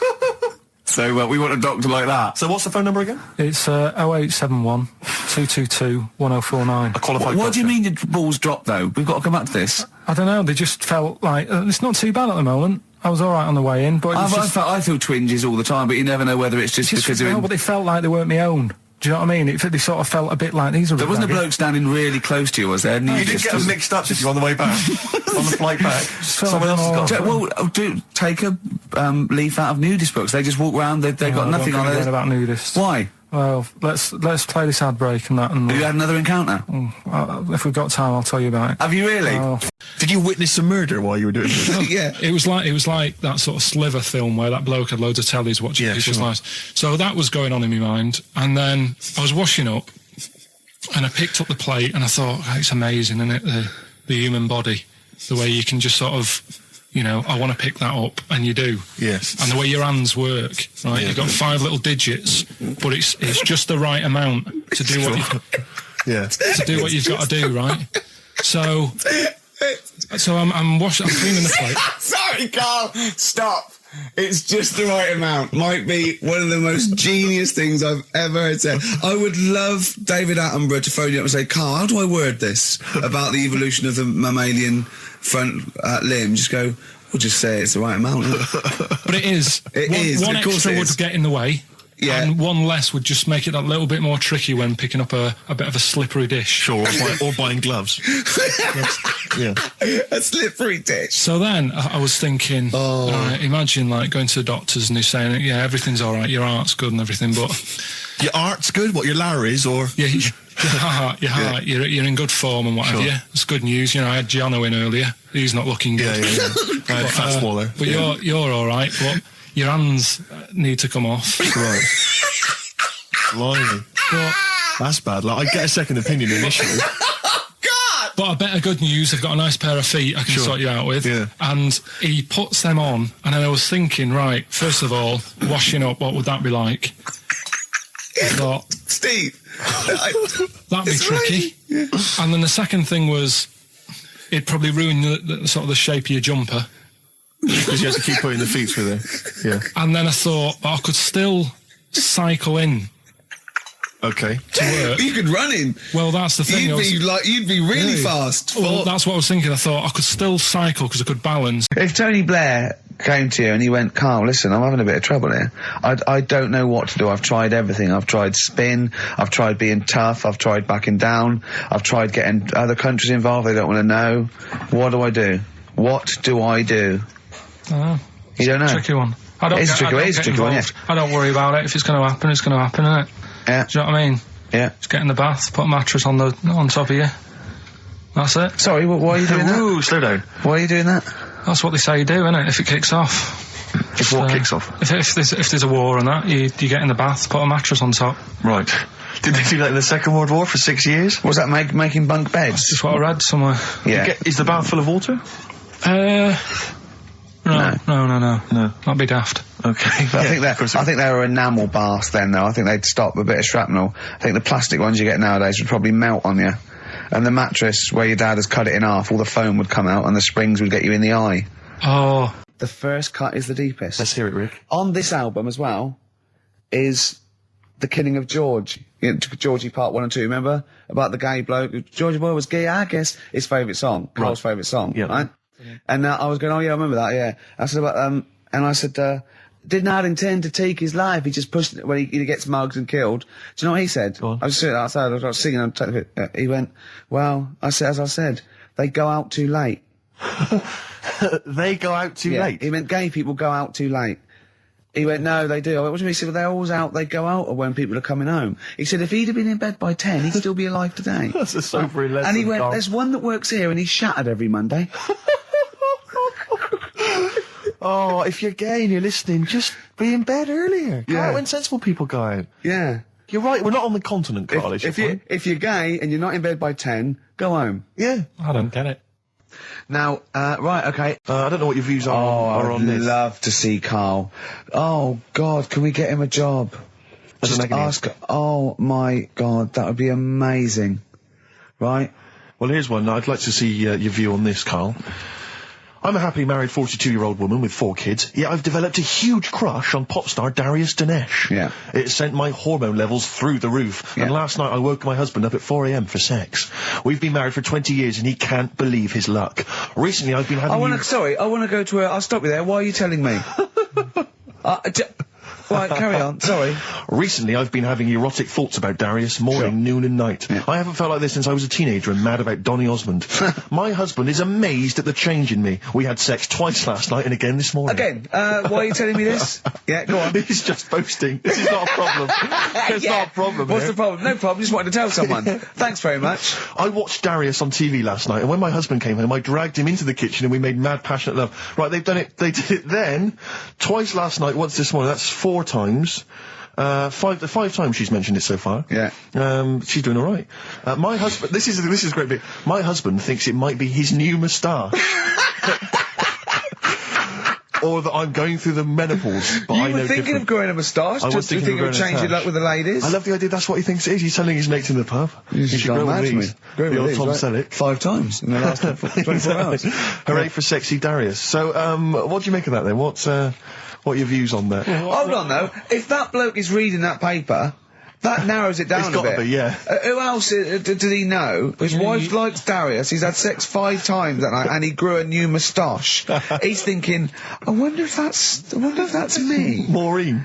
Yeah, go on. But what's your concern? Because I'll tell you what her problem is. She's worried that, the reason that she's now kind of overly excited and she's having this great sex with her husband is because she's actually fantasizing about someone completely different, younger. She's having these wayward thoughts, isn't she? She's a bit concerned about that. What's your concern? What are your thoughts? I reckon she's going to start shoplifting soon, coming out in hot flushes. Go on. Just, they're both happy, aren't they? He's getting what he wants. She's happy. I'd say, yeah, whatever, get on with it. Do you think that she should confess? She wants to be honest with him. I wouldn't, because not that many fellas like Darius. Right. So if you're sort of thinking, oh, she'd rather have him than me, I don't What do you think Darius would think of this? He'd probably be happy with that. I mean, What would you do if you got loads of phone calls, right, from women going, Carl, whenever you're on the radio, I just have to do it. I just have to do it. Your voice makes me... I'd say, right, well, you know, it's all right. I'd be happy with that. Would you? Yeah. I mean, just in case anyone is doing that. What would you do to sort of like egg them on a little bit to help them out? What do you think? What sexy things would you say? What do you think is your quality? What do you think people would find, you know, pretty horny about you? Is it your sort of mank wine, do you think? Like, just say this. London shit, innit? I think... say that, but, you know, London, it's not that good, is it? Like I think you've done it there. So that's say something quite sort of sexy though. Say something like, you know, well, I love to love you. Say something sexy. Say that. No, say something sexy. If Suze answers to me, you know, do you love me? I go, yeah, you're all right. And the thing is, I know that's true. Yeah. I know that's true. That's brilliant. But because one of the things that Deirdre says is that she's wondering if this marriage is going a little bit stale and needs to be freshened up. They need to give a new spice, a new spin to the marriage. What would you do? What advice would you give to spice up, you know, something that they've been married for quite some time? Get him. I think get Darius, all Darius things. Get David Snedden's new video on the telly. What do you reckon though, Carl? Just treat them. Do you know what I mean? Just surprise them now and again with stuff. That's what I do. It's what you got those condoms, didn't you? That you got 2 for So one. hang on, what? You've never done that? What? You've surprised Suzanne with what? You know, I've like, you stood behind a door and shouted at her when she comes in. Don't drop the jelly! Yeah, you know, just the usual stuff. There was some free chocolate delivered to work the other day. I took her a bit of that home. Nice of you, that's really thoughtful. She didn't like dark chocolate, but I said, well, that's a thought. So, I had it. But, you know, you often benefit from any gift that you give her. The chocolate, the meal, the condoms. There's always something in it for you. Yeah, there is. I love the idea. She's got bored with a Christmas present now, though. What, the condoms? Yeah. Or the food that she ate. No, the condoms. Right. Yeah, she's got tired of filling them with water and throwing them to the passing kids. Yeah, all in the same bed.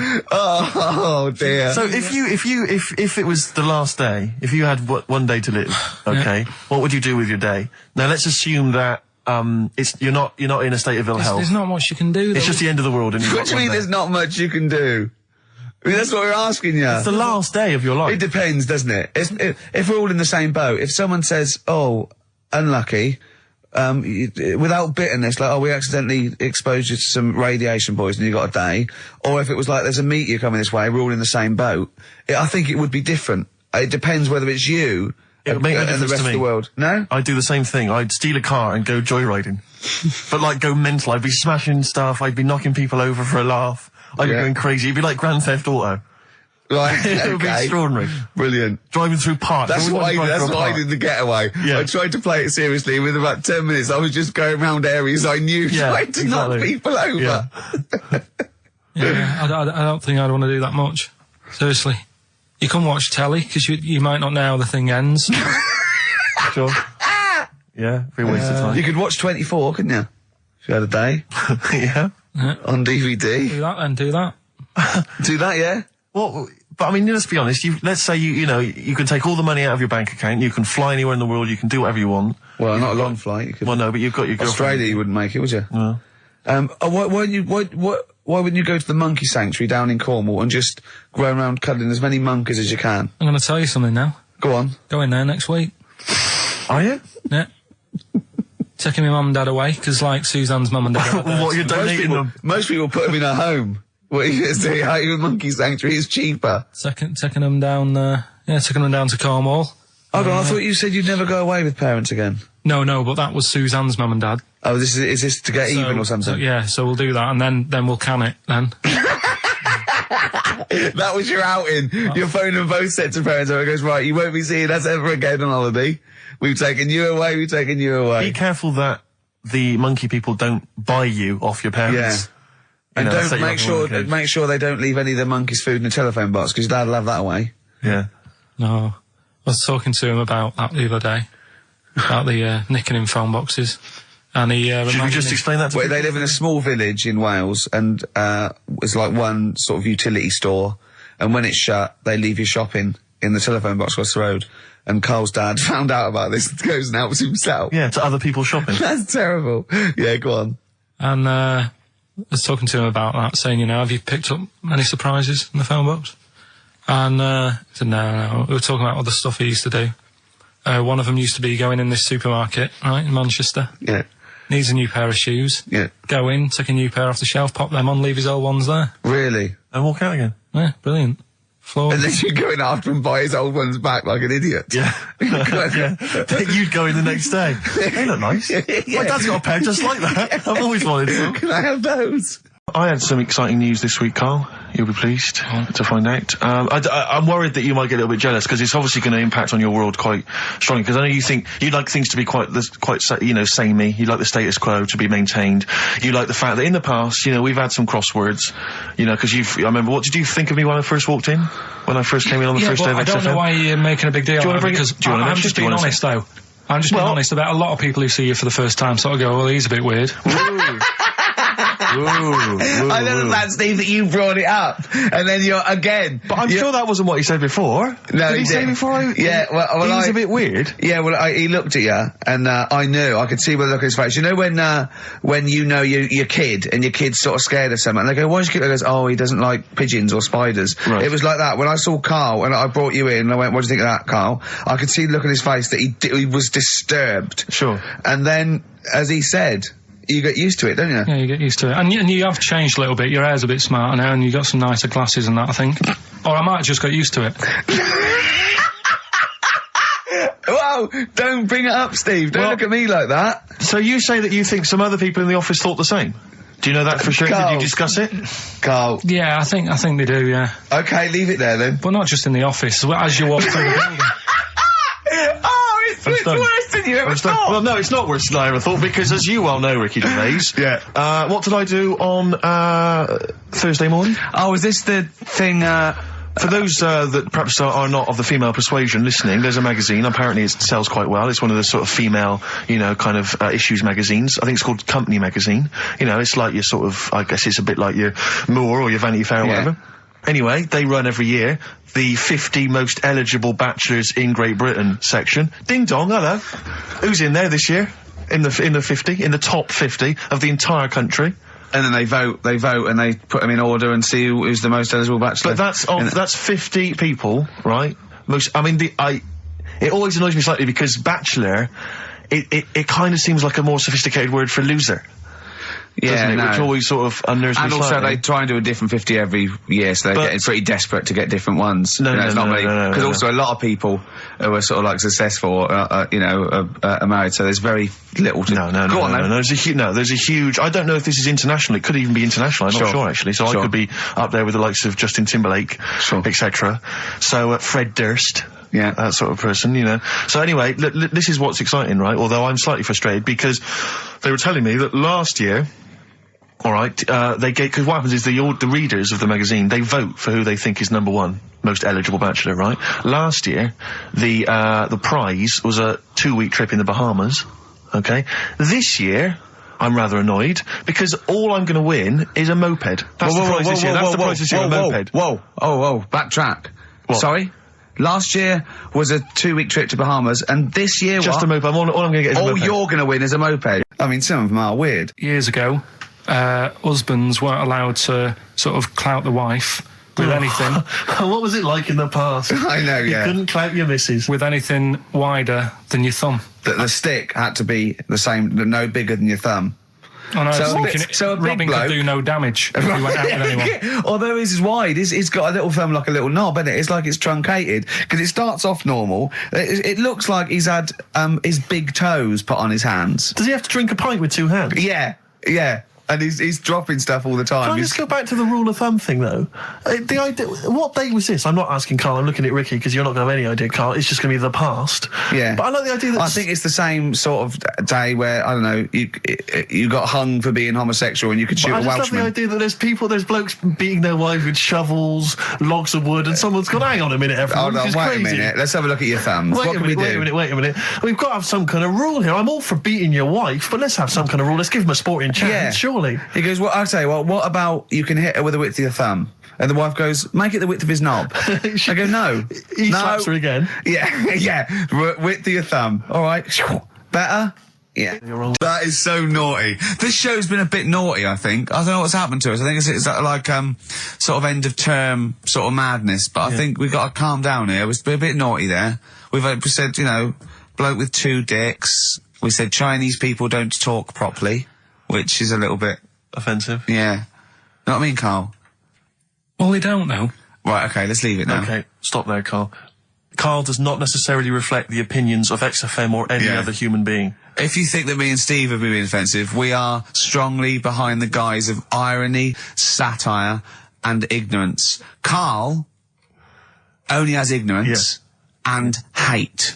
Yes. No, but as long as you say something good about someone, you can also say something bad about them. How does that work? Go on, give us an example. Well, Chinese. Yeah. Yeah. Great people. Right? Good. The women really good looking as younger people. No! What are you doing? I'm just saying, as long as you know what I mean, there's good and bad and everything. For every What are the old ones like? Yeah, they don't age well. What do you mean? The fella in Karate Kid, the teacher, was only about 36. We started this. Oh yeah, right. It's years ago. Oh yeah. Some In olden days, sure. when Some ghosts roamed the earth. Once upon a time, you mean? Yeah. Some doctor or something who was into like the way bodies work. They got their head cut off. Who did? The doctor? Yeah, he was doing a bit of an experiment. And he cut his own head off? Yeah. Okay. And it was about, he said, when my head's in the basket, I'm going to blink my eyes. Right. Okay, sorry, hang on, let him finish. And, so the doctor has chopped his own head off, and he's told everyone, I'm going to blink my eyes. To he's in the basket, and he goes like, right, I'm going to blink my eyes about, as many times as I can. So quick, count them. And they count, and he got to like 15 before he died. Now this is how Carl told me that. Till Nick Frost explained that, Carl told me, he said, right, well, a bloke, right, he had his head cut off, and when his head was in the basket, he went, count how many times I can blink. And I went, well, that's rubbish. He went, no. And Nick went, well, no, he actually said, when my head's in the basket. And Carl went, all right. I said, Carl, do you know the subtle difference? Do you see the subtle difference? I have to say, though, guys, I still don't really understand what went on there. You've both lost me. The story is that a bloke who'd been found doing, You mean that Carl just explained it and that was a clear version? Because I still don't know what you're talking about, Carl. Well, this bloke had his head cut off at experiments against God. He was a doctor in in olden times. Yeah. And when they cut his head off... Why did they cut his head off? Because it was... he was executed. Crimes against... Exactly, he was executed, yeah. And he said to his assistant, when my head's in the basket, I'm going to blink, count how many times I blink and write it down as an experiment, right? Carl told it to me, like his head was cut off and he went in the basket, and when his head was in the basket, he looked up and said, count how many times I blink. Yeah. I love that. I love the difference in that story. Yeah. Both rubbish, but, one's possible and one isn't. You believe anything that you're told except when we tell you the truth. Right. Yeah. It's like it's like I always remember seeing in the swimming baths, there used to be those signs that would say, no running, no jumping. Yeah. That makes sense. No bombing. Fair enough. No petting. No petting. It's like you're not allowed to kiss. In the swimming baths. And I love the idea that it's probably some kind of lifeguard who sort of maybe saw his ex-girlfriend getting off with some bloke in the water and thought, right, there's no petting anymore in here. What do you mean? No petting. You're not allowed to kiss her. Or no one. You're not doing this just because you used to go... Nothing. There's not a problem. Okay. Not a problem. Just leave and don't kiss. You want to swim, but don't kiss. There's no petting. Did you just write that on yourself in biro? Yeah. No. What's this? No fiddling downstairs in or out the swimming pool? No. No fiddling with her downstairs? No. Right. It does annoy me though. I was saying to Ricky the other night when we were walking somewhere. Taking her for a drink afterwards. You can't enforce that. People who kiss and that in the street. That annoys me. Yeah, people showing their affection for one another. No, they can hold their hand and that. Yeah. Sure. But it was just... Yeah, I agree. I agree, yeah. I see two people eating each other, like, in a restaurant or something. Two people eating each other? You know, snogging in right, public, yeah. So that's that. Answers for Rockbusters, are we doing them now? Yeah, well, come on then. Well, No, I think let's play a record. Let's come back with that. apparently we got what about a bit of Cure? Do you want a bit of Cal? Yeah. So we're going to go wrong. We're going to go wrong. Ding dong. Oh, here you go. Oh, it's a fat fella with lipstick. Hello. A Forest, The Cure, XFM 104.9. Good track, isn't it? Oh, yeah. Going all the way back. All the way back there. Wow, Rockbusters, the results. You've had a few proper answers, I hear.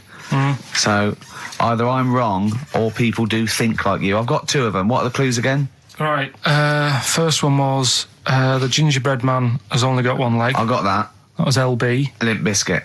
Right. Yeah, the that third works. one. The third one that I think you worked out. Yeah. Have a holiday in Italy. Cheering Breaks. TB, chewing breaks. Yeah, this is the one I can't get. If there's a reason why I can't get this, we're not doing Rockbusters. Can I give the answer to this one? Yeah. What's the clue? The clue, these people from the East Midlands swear a lot. Yeah. TTB. TTB. The answer? TTB. Yeah, go on. Give the clue again. These people from the East Midlands swear a lot. Tourette's Trent D'Arby. Right, you're never doing Rockbusters again. Tourette's Trent D'Arby. Right, you're not doing it. You've blown it. You see, you sneak that one in. Yeah, but I always like to sort of give two that, you know, are fairly easy, and then you sort of work out the men from the boys then, don't you? Yeah, well, I mean, if I'd have done a character called Tourette's Boy, friend of the little Chinaman, and it went, ding dong, oh look, it's Tourette's Boy, friend of, holy fuck, holy fuck, you'd have been annoyed. Do you know what I mean? Oh, who's your mate, Tourette's Boy? Holy fuck. You'd have been annoyed, wouldn't you? Is that a character from Lenny Henry's show? I can't remember. I can't remember whether it's Chris Moores or Lenny Henry. Yeah, one of them. Anyway, the winner, lucky old Richard Perks from Birmingham. He's listening presumably on Sky, and so nice to have him listening. And that's Richard Perks. He's got those answers, all of them right. In fact, most people seem to get Terence Trent D'Arby or Tourette's Trent D'Arby. Well, I think that's offensive. If you want to complain, what's the number? What do they write to complain about that? Using the same person you told people to write to and tell them I was a knobhead and shouldn't be on the radio. Last week when I was away. Did anyone do it? I think a few went through. Did you listen to the show? I listened back to the recording of it. Did you get any emails before you listened to the show? Yeah, when I got in. Did it upset you? What sort of things was it? Just stuff, I can't remember. Just it was weird because there was like a few of them in a row, and I just thought, what's happened here? Yeah. And because we said that, yeah, because you weren't here. So what did you say? I just said phone in. We had a couple of genuine emails that liked the show, didn't they? Yeah. And I said phone in and leave messages or email Andrew Phillips and Karl Pilkington and just say the show was great. The show was brilliant without him. But they went a bit too far, did they? What did they say then? Oh, I can't remember. I mean, it doesn't bother me because I'm not bothered what people say, am I? No. Do you know what I mean? No, you don't care what you say to people either. Poor little Robin, he looked crushed. Whatever. Whatever. Well, it doesn't matter because he's doing well at what he does. He couldn't even hitchhike home because they wouldn't stop because his thumbs didn't show up. He couldn't. He was waiting there for ages by the side of the road. Do you know the difficulty he has buying gloves? Hang on, I'd love to have some monkey news though. Go on then. Got any monkey news? Yeah, got some monkey news. Go on then. No, Rick, come on, cheer up. Well, it's just sort of like he moans that he's got too much time on his hands, and he comes up with that. Shh. Okay. Shite. Monkey news. The jingle, please. Oh, chimpanzee, that monkey news. Okay, There's been quite a lot of stuff going on. There was a few bits in that Guinness Book of Records book that cost me 20 quid. Yeah, well, that's not news, is it? They printed that probably last September. No, so there's one in there. New music. New monkey news from last September. You're a lord. Come on. Waster. Please, Ricky, monkey news. Right, there was this monkey in a zoo in Brazil. Right. And there's a little man monkey, a little woman monkey. And You're a scientist, aren't you? Go on. And they said the people in charge were like, oh, wouldn't it be good if they had kids? Brilliant. Right. So anyway, the chimps used to stand sort of, you know, they'd have their little caves each, and used to sort of lean on the fence having a bit of a chat and stuff with each other. Right? With a chat, of course. Well, you know, gossiping, yeah, gossiping. the equivalent sort of thing. Yeah. So anyway, they were getting on a storm, and like the zookeepers were like, Can you hear that cheapest chimps this week? I thought it was fascinating. Yeah, just gossiping, I understand. So, what's any monkey news? I don't know, let's tune in. What was monkey news this week? Come on. It was from last September. so they were there was, you know, stood there having a chat, and the zookeepers were like, I wonder if they're ever gonna, you know, have kids and that. Yeah. Anyway, it went on for ages, you know, this just chatting, no sort of action. Blimey. So what the zookeepers did was, they said, I know, they'll have kids. Are we letting that go? They were just chatting. Are we just letting that go? We're letting it You know go. what I mean? Just doing whatever monkeys do. Okay. Right? So the zookeepers were like, yeah, I wonder when they're gonna, you know, have some kids. Yeah. Anyway, what they decided to do, to sort of do to egg them on, Yeah. bought one of them a suit, one a wedding dress. Right. Keep going. No, I'm not having Shut up, Gervais. Fade him down if he's going to interrupt. I want to hear the rest of this. They got married. So they got And, married? Yeah, they got married. Right. What? That's the end of it. This is why I don't. Right. That's the end of monkey news. That's the end of monkey news. Don't do that again. You've got no features left. Why don't you like that? Well, it's not a story. It's about two chimps chatting, which doesn't happen. The zookeeper's going, I wonder if they're going to ever have kids. Egg them on. They got married. That's the end of the story. What are you talking about? Hang on, just calm down. Let me just check that you didn't make a mistake there and didn't lose out. What do you mean you didn't make a mistake? Wait a minute, he may have just left out a fundamental piece of information. What, that the story? That would have made it into a story. Right. Let me just check the facts. So they bought them wedding outfits. They were married. Did they propose to each other, or were they just forcibly Don't married? encourage him. Just forced onto And it. then what was the outcome? Once they got married, what happened? They fell in love? Yeah. What? Whoa. It's not a marriage, Carl. Be quiet. It's not a real marriage. I don't know what you've got in your head. It's like the head of Homer Simpson. I'd go in there and there'd be a wedding reception and there'd be a couple of fights and they'd be talking about stuff. They got married. They fell in love. Did they have children? They're not back off the honeymoon yet. That's me just turning on my phone, because I want to read to you a text Right. that I got from Carl. I think you sort of sum up the holiday in this text, don't you? Do you remember it? Can't remember. Let's have a look. Let's have a little look. Let's go Instantly, through what it. did Suzanne, your girlfriend, make of it? Similar view to you? That they should fill in the holes? Yeah, it's just that thing, you see, I went on a coach trip, right? And you go and see the volcanoes. Like I say, there's 36 of them. Yeah. Which, you know, how many do you need? And when we're on the coach going round all these volcanoes, the fella on the front's going and look out your left window at the moment, and there's a volcano. And if you quickly look out at the right-hand side there, there's another one. Right. And on the left, he's just like, all right, we've seen it. Sure. Do you know what I mean? Yeah. And that trip, I mean, we'll talk about that trip in a bit. Right, this is the text I got from Carl, right? Alright. Been up to a volcano. Been in some dead artist's house who built his house in the lava. They said they would show me science with volcanoes, but all they did was chuck some water in a hole and it shot up in the air. No dwarves in the canteen, no scousers here, but there is a Swede woman with a big head. She looks effing gormless with a cap on. Alright? So a little reference there to... A Swede woman? What's that mean? Do you mean Swedish? Yeah. Or she looked like a vegetable? No, the Swedish woman. But they've all got sort of quite big bill, aren't they? And I sent him a text. Oh well, it's just good to be on holiday because you know I'm working.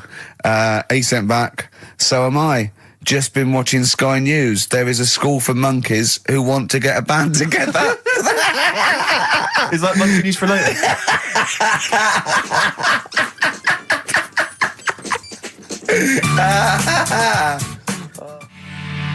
Oh My Corazon by Tim Burgess. I can't get enough of that. I love that chorus. On XFM 104.9. Ricky Gervais, Steve Merchant and little Karl Pilkington. But it was a nice holiday. Yeah, it's all right. It's just, you know, I went there to relax and that. Exactly. Did a little bit of that. Trying to think of some new, you know, features and stuff. Sure, always working. 3 holidays a year, Jesus. Oh, well, not really 3. Oh, 2. Jesus, all but like holidays, really. one big sort of like work thing to me and Steve. 2 holidays, isn't it? Work hard, you need the holidays. So, yeah, the things that annoyed me was like, you get bored, sat around the pool after a couple of days. I'd read my book. Yeah. You know, there wasn't much going on the... Not even any crabs to throw sand at, was no there? crabs or anything. They wouldn't bother with Lanzarote, right? So, decided to go on a little trip. That's when I saw the volcanoes and that, 36 of them. So, we go on the trip, and the thing that annoys me, it does happen every holiday that you go on. If you go on a sort of a package thing, they have these trips, right? And you pay about 40 odd quid, and they give you some wine, so it make it feel like you're getting your money's worth. But how many of these trips have you been on then? Loads. Probably about 12. More holidays than I've had. Go on. Yeah, so anyway, so you're on the coach, right? And they take you for the volcanoes. They took us in the middle of nowhere. Yeah. Right. There's nothing else round there. Sure. It's like I say, it's like Mars, but with holes in the ground. Yeah. Right. And they sort of drop you off, and they go, right, everybody, see you back here in an hour. There's loads of volcanoes for you to look at, and a coffee shop over there. And you know for a fact, right, you don't need an hour there. You could just say, well, just keep the engine running, because I'll have a look in this hole, we'll get back on, give us 5 minutes. Don't need an hour. Absolutely. Yeah. But you know that they've got something going. It's a backhander, definitely. What, with the coffee shop? Definitely, yeah. They go there. And they get everyone to have an ice cream and a coffee, and they sit down, have a fag, talking to the bloke. Yeah, and it's like, cousin. Yeah. How much was the coffee? Was it probably about €3 euros? So I think it was $3.50. Sure. Yeah, which is, I don't know, what, that's about £2.5. Yeah, they've stitched you up. Well, I remember we were on it was a family trip to France once. We went to Paris. We got a coach coming back from Paris to one of the ferries, one of the ports, Calais or wherever it was. Coach trip. It was quite a long coach trip. And at one point we were thinking, we're on the motorway, this is fine, we're making good progress. Suddenly we came off the motorway. We must have gone like 40 minutes out of our way, end up in this street, completely empty, little French town. And it's pulled up outside this, what appears to be a restaurant. And a guy jumps on, dressed like a Butlins red coat. He's French, but he's putting on a kind of English accent. He goes, hello, oh, thank you very much, top of the morning, good morning, hello, come in, we've got food, drink, go upstairs, we've got rooms if you want to have a rest, or play around, no, it's up to you. And we all had to funnel off this thing into this restaurant, and this one family went, well, we don't want to go in the restaurant, we brought sandwiches, we just want to get to the port, we're not interested. And they said, well, you've got to come in the restaurant. They went, we don't want to come in the restaurant. So the guy said, well, I'll have to lock you in the coach. So this family were locked in the coach while we all traipsed off in, and I could just look, but I looked back and just saw this little kid with his face pressed up against the glass. Take me with you. I want to go in the restaurant. They were just stuck in there. Look, it's 10 past, isn't it? We haven't done a little bit of knob news. No, right? We haven't done knob news, no. But it's been 3 months. It's been 3 months coming. There's this thing. I don't know the full story. I don't know how it happened, right? But little Russian fella. Yeah. He was sort of having sort of emptying his bladder, right? And somehow electrocuted himself. Right. And sort of did a bit of damage. How did he smashed onto some live wires or something? Something like that. So did anyway, it damage to himself or to an electric fire or something? No, to himself. To himself. Yeah. And so the doctor didn't slip and curling tongs went up his arse when he was pissed, because that's happened a lot in we've hospitals. We've all shoved the old curling tongs up the arse when having a piss. Right. So I can't even be bothered. No, go on, we're interested. We're interested. Come on, we're interested. Don't you can't be bothered. You get Mondays off. Do some work. Right. So anyway, so the doctor says, "Oh, it's not looking good. We'll have to take that off." What? He's like, Novectomy. Yeah. Really? But the funny thing is, right? Nothing funny about that. They've done. You're doing me head in. Just tell the story. Just doing me head in. Well, you can chill out on Monday. I've only got 15 minutes, but I'm going to talk to you every Saturday. I'm going to get the money's worth out of this, because you get Mondays off, and I can't bear the fact someone's getting away with something like that, because it's terrible. So you're going to stick this out, or you're going to have to work Mondays. So take it on the chin, right? Okay. Just finish the story. Yes. I command you. Just do it. Anyway, so they said, he said, will you be able to sort me a little knob out? A prosthetic cock? Yeah. But they put him out for the operation. Yeah. He woke up. Yeah. Right, and he's thinking, oh, thank God that's over and done with. Yeah. They've only grown it on his arm. What are you talking about? You twat. Shut the you're an idiot. What do you mean they've grown it on his arm? Apparently, like, that's the way they do it. Oh, yeah, but to then put it on, that wasn't a mistake. It wasn't doctor going, did it go there? Some bloke I didn't do a degree. Are you a real doctor? Yeah, yeah. No, but why put it there? Because it's got to grow. It's got a graft there, so where they can control it to the skin tissue. But on your arm. Well, But they're going to remove it or- from the arm itself. What do you mean on the back? on your back. Somewhere, well, we can't wear a t-shirt. Yeah, but you could have ridiculous. a He's in hospital. But this way you can still have a little tug, can't he? But they'll leave it there for quite a bit. It's not, do you know what I mean? It's not going to be like, oh, it's just there for a few days. Yeah. It's there for a bit. That's not good, is it? So he's got a cock on his arm. Yeah, what's up with that? What do you mean, what's up with that? Well, I mean, you could say it's a thumb or something, couldn't he? Yeah. But they remove it.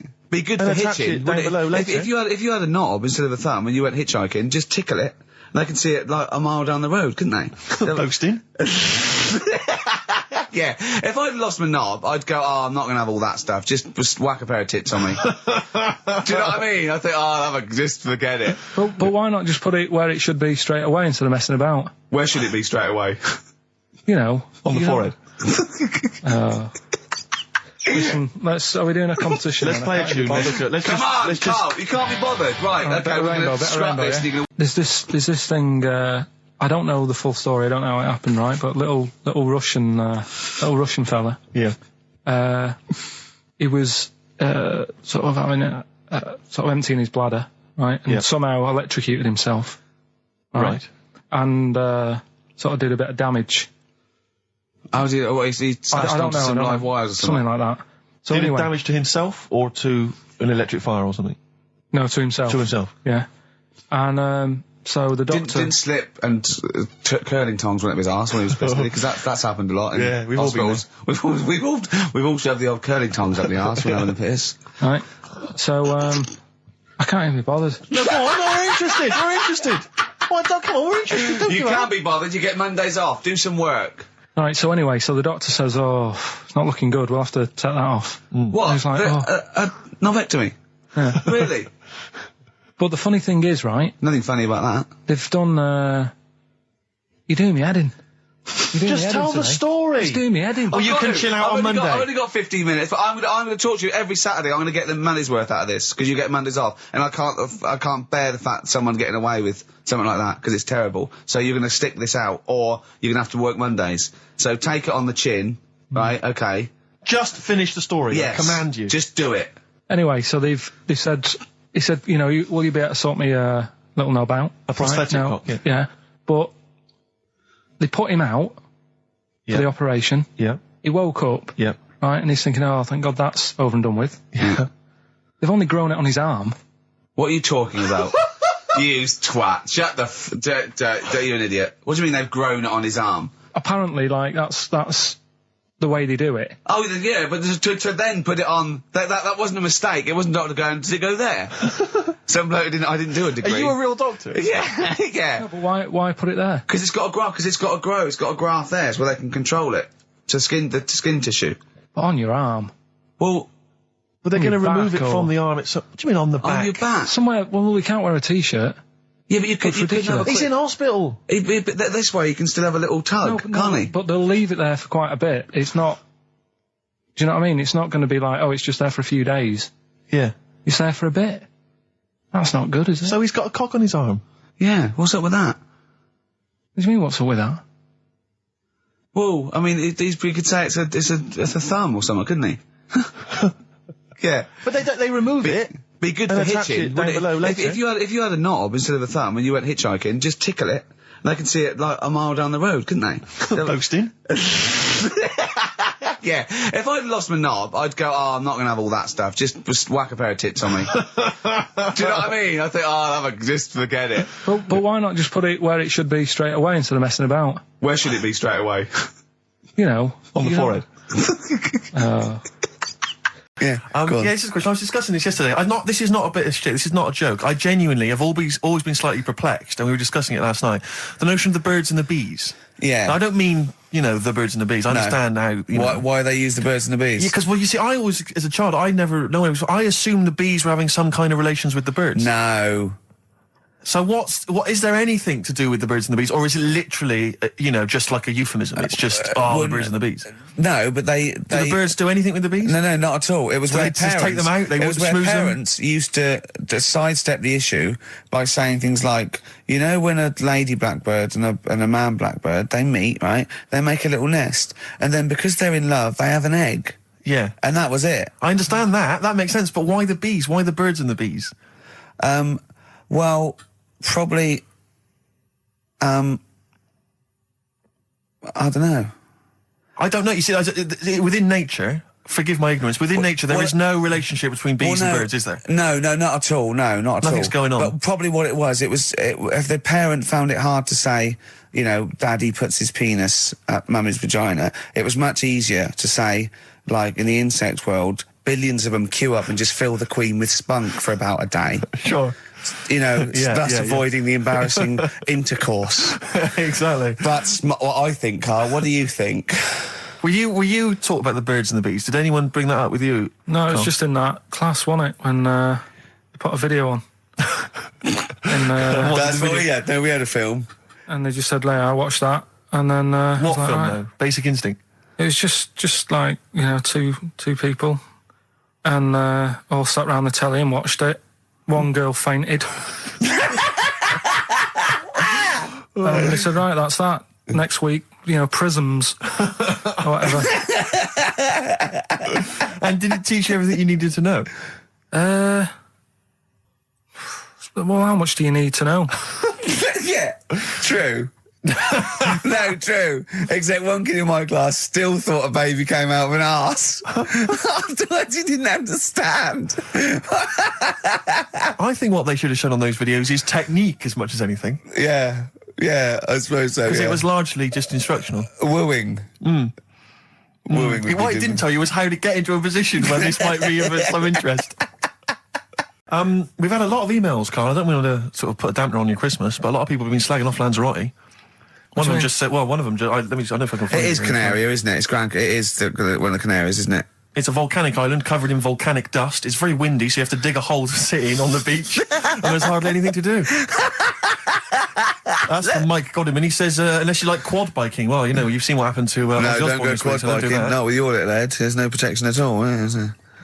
I don't know what you're thinking. I don't know. At least Rick Mann and Ozzy had lots of hair. Yours would be like Humpty Dumpty. It would crack like a little egg. And then we'd seen there's no kings or kings horses. So, they couldn't do the job anyway. No, we shouldn't really send them. They're not really qualified. Horses not equipped to put send a medical man like Neil Fox in. Yes, to mend but not eggs. Some kind of military horse. I bet he's had the egg on his face a few times, hasn't he? What, Foxy? Yeah. Well, most of the series are Pop Idol. Right, Carl. Lanzarote, good or bad? Well, you got to give it a go, haven't you? Yeah, well done. Give everywhere a go. Exactly. That's what I was saying. Don't just take the word for it. I mean, if it had said an Alanova, Lanzarote shit, he'd have believed it. Sure. If he'd have overheard it in a pub, Lanzarote a crap, he'd have believed it. He'd have seen it on a website that was mainly concerned with monkeys and witches, he'd have believed it. Yeah. As it is. Everybody raves about New York, and when I went there, I thought it was rubbish. Well, you're an idiot then, because that is possibly the greatest city in the world, along with London. Subjective, though. That's why they have holiday programmes and that, innit? So you see it and you decide for yourself and that. Yeah, but you saw Venice on a holiday programme, as you put it. You went there and you went, it was rubbish, full of black bin liners. Well, it is. Right. Didn't they show that? It stunk. Didn't Judith Chalmers say that? Oh, it stinks here, and there's loads of rubbish everywhere. No, she didn't. Did she mention that? Oh, that's what I mean. So it depends what you want from holiday, doesn't it? Well, yeah. So... You're an idiot if you don't like New York, so next. Anyway, come on, break up, guys. Kiss and make up. Libertines, don't look back into the sun on XFM. Well, the general public are getting involved with Carl's holiday, and, this has been a damning report on Lanzarote. There's not been a positive word written about Lanzarote so far. Wow. It's volcanic, there's no natural water supply. Apparently there's no natural water supply, it's you all have to imported. sit in a hole. What do you think of this, Carl? What do you think of the people that want you to know that you're going to a rubbish place when you can't change it? What do you think of that? Rubbish show, will it? What do you mean? All right. What do you mean it'll be right? Because I'm going to go there thinking, there's no water and that, and there will be water. No, they didn't say there's no water. What did they say then? There's no natural water supply. Whatever. I'm not bothered. Doesn't bother me. All right. I'm gonna have a good time and that. What are you gonna do? What's your plan to do? Got a book. What book you got? Rich Hall book. I'm just gonna read that. So, Brilliant. And the weather's better than here, isn't it? Yeah. So. No Blue Sky, The Thorns. That's beautiful, isn't it? On XFM 104.9. Carl, you're losing your rag a little bit. What's the matter? Nothing, go on. See? What's the matter? No, what's the matter with I've Carl? got something to cheer him up. Someone's emailed in, Emma's emailed in, she said that, for those that know, those in the know, they referred to Lanzarote as Lanzagrotte. Brilliant. He's a bit fed up. He's got 2 CDs for Christmas from a company that's he's been with for 6 years. He's a little bit grumpy about having to answer the phones. He wouldn't go and make Steve another cup of tea immediately. Selfish. Yeah. Carl, what are you thinking? Nothing. Go on, what were you doing? Come on, Carl, you're getting paid for this. Project. Out. We'll take one of those CDs away. Alright, that's D. Second one, he'll fit some chocolate to your feet. Can't think of any. I can't think. That's A. And do you think your kid will get that strawberry for me? WP. Right, so Ricky.Gervais at xfm.co.uk. Some great prizes to be won. Yeah. So, well, first of our regular features with Carl, we've got Rockbusters. That's rolling. There's people coming in. They're getting them right. I don't understand it myself. As ever, Rick, you'll be amazed and confounded. So I don't know the answer, and I haven't looked at the answers. I just like that moment. It's like when you go down Christmas and you're excited about a present, and it's like some condoms. Right, Rockbusters then. Wrapping it up. It needs some work, that game, but I see it's got a lot of mileage. Right, here we go then. The first one, £42 for a torch. That's a bit pricey. Go on. That was D. Yeah. That was Daylight. Wait, I thought Delight, and I thought it doesn't work. second one. It doesn't work. I actually thought Delight doesn't work. Second one. There's wait. Dear Light, it doesn't work. It's Delight.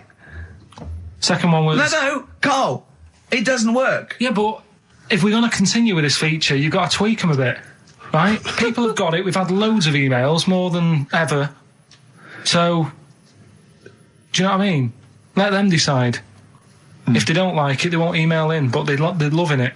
Right? They've all come from the same institution. Go on. He'll fit some chocolate to your feet. That was A. That was Aerosmith. Right? Aerosmith. You've heard of a blacksmith? But a smith is just a workman. It doesn't necessarily... No, you can have anything. You can have a locksmith. A smith doesn't just mean it does shoes. Right. Do you think... Aero Cobbler would have worked. Unfortunately, there isn't a band called Aero Cobbler. Get ready with a winner. Do you think your kid will get that strawberry for me? That's Wilson Pickett. Wilson Pickett. I'll give you that. I have to say that I don't know if these guys have won in the past, but they were the first people to email in. I mean, normally I just give it to anyone, but these guys, literally, you've given the clues, Carl. I'm amazed. Everyone seemed to get Aerosmith. How? Everyone got D-Light. Everyone got Wilson Pickett. I'm absolutely stunned. You know, they deserve it. They deserve the junk prizes, right? So we'll give it to Jonathan and Louise, who, as I say, may have won in the past, but as I say, they were very, very quick. You've got to be them if you want to win. And they're from Wrexham. Brilliant. So good luck to them. So that's I hope that they then. enjoy Jerry's yoga diet. Back next week then. Yeah. See you later. See ya. Cheers. Carl, what have you got lined up for us as the producer? Right, well, Rockbusters. Been off this week again. Has he? Yeah. Another week off? Another week off, yeah. No, I didn't have a full week off. I had 3 days off because I was working all over Christmas. Yeah. And still didn't stop working, preparing stuff. You've got a nice load of prizes there that I've sorted out. I had to come in especially to sort that out. Yeah. Rockbusters. Did you rifle through the drawers up at Capital Gold instead of Daily? Yeah. Rockbusters, we're still doing that. Yeah, you're bigging it up. Yeah. He's bigging it up. Yeah, still doing that. We've got that. Well, it's coming up to 1:30, and so it's time for Rockbusters. It's a structured show. It's a new leaf. This show in the new year is going to be structured. Set pieces, hitting our marks. Do you know what I mean? There'll be time checks, weather checks, quick hold out. If you're driving, careful on that. So do the prizes. Check for traffic, if it's bad. Yeah. Okay, well, again, an arbitrary selection of goodies. What are those politicians doing? Was that XFM News? Yeah. Right, what have we got? So we've got, for those that are a fan of the movie Donnie Darko, which a lot of people rave about this year, a sort of weird teenage movie, then there's a sort of sweatshirt there. It is actually quite nice. It's not bad at all. It's medium, so if you're a bit of a bloater, don't bother to apply unless you've got a friend already. We've also got here a Graham Norton video. Certificate 18. So please don't phone up don't email in unless you're above the age of 18. Yeah. And that's, I think, the best of his TV show. Yeah. Look forward to that. It's a big stiff video, that, isn't it? It's a big stiff cock of a video. Thanks very much. I meant you meant the bird. Yeah. There's also a fairly mediocre British wartime thriller, Enigma, which a lot of people, it was hyped for a while, but it's actually interminable. I've seen it. The first series here of The Kumars at number 42 on DVD. I think that's award-winning, so that's available as well. We've got 2 CDs by the look of it. We've got Pulp's Greatest Hits, which I don't think sold very well, and so presumably they are giving that away. And Johnny Cash's current album, American For the Man Comes Around. There's some good cover versions there. Again, another big sell. A big sell. We're really pushing this. It's quite kooky. Johnny Cash here does covers of things including Personal Jesus. Oh, right. By Depeche Mode. We've got Bridge Over Troubled Water, his version of that, Desperado. And anyway, it's not bad. That's probably the best treat in that bunch. Right. And I'm assuming there's some questions there, Karl. Yeah. Right, here we go. If you're a new listener, the way it works, I'll give you a cryptic clue and some initials, and it sort of makes up a band. Yeah. Makes more sense when you hear it, I reckon. Not particularly. Wow, not really. Although people do get it. I just worry about the state of our listeners. Go on. Right, so there's 3 of them. You email in ricky.gervais@xfm.co.uk. It's email only. I repeat, it is email only. We are too lazy to answer the phone. Yeah. Okay, here we go then. Number 1. There's normally 2 easy ones and a difficult one. Sure. So here we go. Number 1. Don't argue with him. He ain't going to change his mind. Don't argue with him. He ain't going to change his mind. Yeah, that's AA. AA. So that's the first one. He's not going to change his mind. What do you mean, You've just got them written out, haven't you? I'm just thinking about what the answer is, so I don't write the answer down. Don't worry, they get it. Yeah, don't worry. Well, you can't remember it. You came up with it. There's only 3. I know, it's weird, isn't it? No, it's not weird. It's incompetent. Right, the second one, anyway. I hope you get this. I hope you get this. Email in and tell us the answer. This is a shambles, isn't it? Hang on a minute. Keep going. Go on. He always gets what he wants and doesn't worry about anyone else. P. And you don't know. You don't know that is. I'm sure it'll come to me once I see it on email. What do you mean? Once they get it, you'll agree with them. I'll know if it's the one I had down as the answer. This is brilliant. Imagine Jeremy Paxman doing that going. Yeah, University Challenge. Is that right? Go on. Right, so that's that one. Give us that one again. He always gets what he wants and doesn't worry about anyone else. P. But you're confused. I don't understand how you can be confused. Yeah. What's the third one? I'll have to put that woman in the oven. And that's AB. All right, quickly give us them again. Right, so the first one, don't argue with him. He ain't going to change his mind. That's AA. He always gets what he wants and doesn't worry about anyone else. That's P. And I'll have to put that woman in the oven. AB. All right. Okay. Ricky.gervais@xfm.co.uk. I'm going to play a classic track now by Neil Young, Alabama. It's beautiful. Neil Young, Alabama. Carl is still confused. He's waiting. He's biting his fingers, waiting for an email to tell him the answer to the clue he made up but can't get. I love that as an experiment. As a that would confuse psychologists, that you come up with something that you can't get. It's brilliant. Yeah, you came up with the question, you don't know the answer. And you expect them to, but you can't, and you made it up. Look at your face. Play some adverts. XFM. Honestly, Juan by Billy Corgan's new band there. Ex-Smashing Pumpkins. Sounds a bit like them, but I like it. It's all right, not bad. I like it. You would take to know, Rick, incidentally, that someone's got the right answer. So Carl really knows the answer, yeah. Brilliant. Well done, Carl. You're a fool. Right. Right, what are you doing then? Let's have a quick reprise, if we could, of the Rockbusters clues. Yeah, Rockbusters, if you've just tuned in, you've missed it this week. Here's your 3 Well, no, clues. you haven't. That's why we're giving the clues again. Yeah, I know, but if they haven't. Hey? What? Safe, they've been busy. Just give the clues again. First one. God. Don't argue with him, because he isn't going to change his mind. That's AA. Second one, he always gets what he wants and doesn't worry about anyone else. That's P. Yeah. And the third and final one, I might have to put that woman in the oven. AB. Interesting. Are we telling him or still? No. People have still got a chance to win those extraordinary prizes. ricky.gervais@xfm.co.uk. So the answers to this week's Rockbusters. Yeah. Do you want to give us the clues again in the answers? Yeah. The first one was, don't argue with him. He ain't going to change his mind. The initials there were AA. That's adamant. Adamant. Yeah. All right. That's good. That's a good one. Second one, he always gets what he wants and doesn't worry about anyone else. That was P. That was Pixies. Right? Picks his. It kind of works, yeah. And the third one, I'll let you have that one. I'll have to put that woman in an oven. That was AB. That was Anita Baker. Anita Baker. It's good. Anita Baker. Anita Baker. I'll let you have all three today. So You've done well. So do you want to pick a winner, Steve? Well done to Mark Leder from Bow. He wins those fairly mediocre prizes. Enjoy them. Oh, brilliant.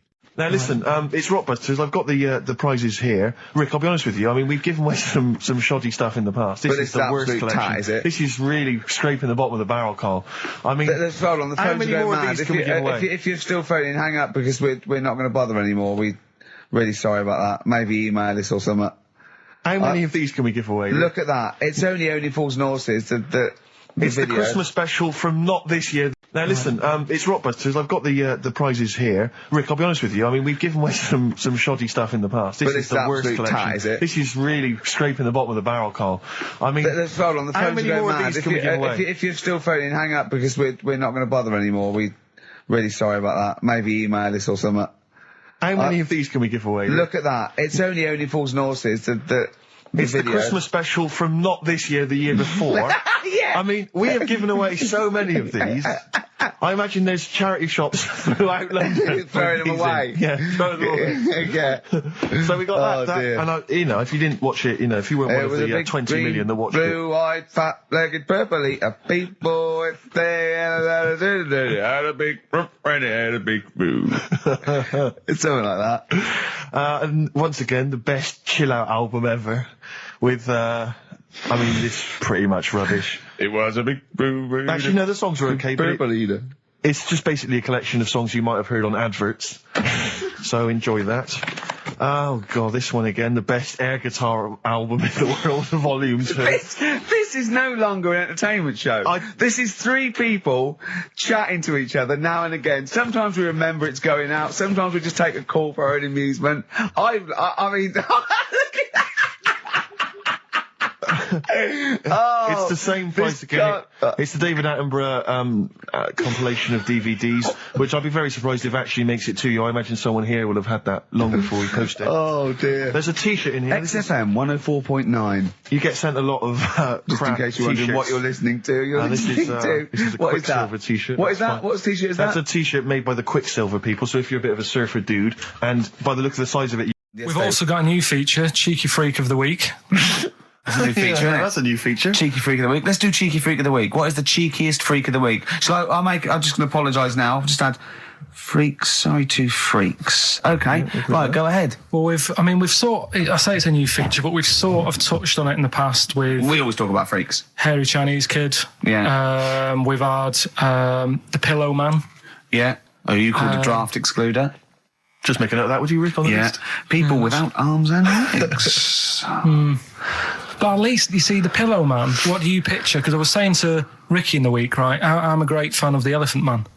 That's his, that's his favourite freak. Of the all Elephant the Man. freaks, that's Do you know why he said? Do you know why he said? He said because you get what you pay for. When someone says the Elephant Man, you get what it says on the tin. Right. You know you're going to get it. Yeah. Do you imagine, Steve, if you had a mate and you said, where are you going? He said, I'm going to go see my mate. And you go, which mate? And he said, the Elephant Man. Yeah. Straight away, you haven't even met him, but you know what he's going to look like. Yes. Right? That's what I like about that. Hairy Chinese Kid.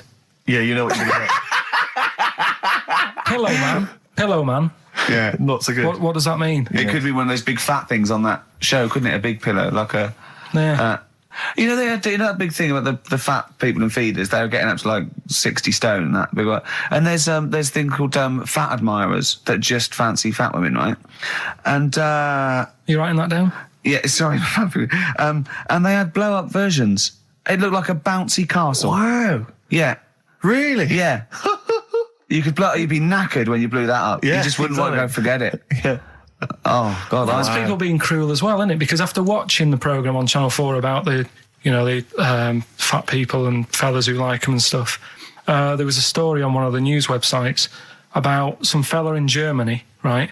He was a big fella, must have been about 50 stone, and he fell over, right? And I think he hurt his ankle or something.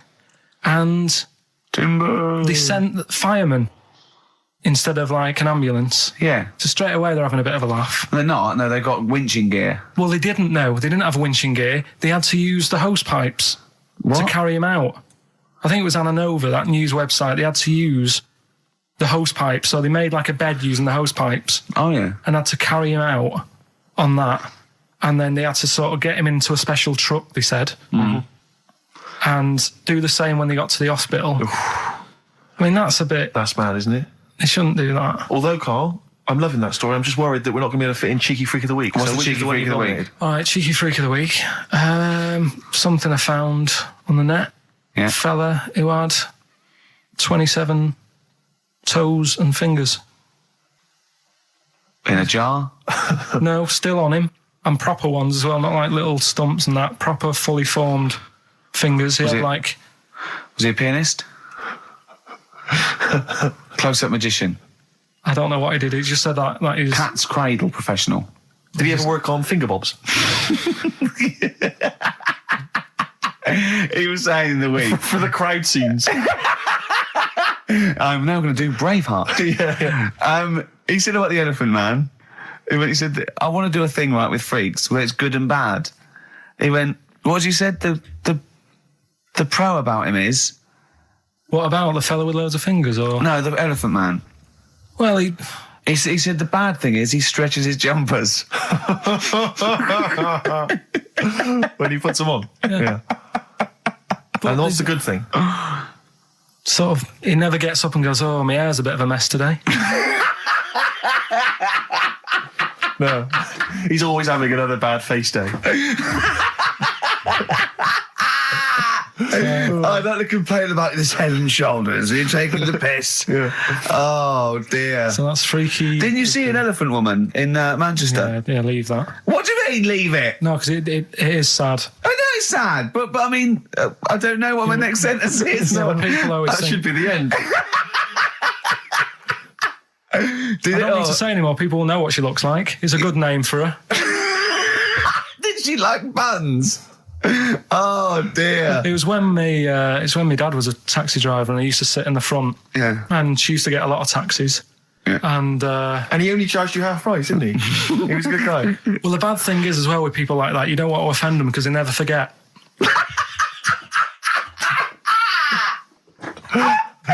Oh, go! But, Go, Pilkington. I was sat in the front of the cab and my dad goes, right, we're going to go and pick the I can't even tell you the name. These guys, just evil. Right? What do you mean? No, leave it. So she's got...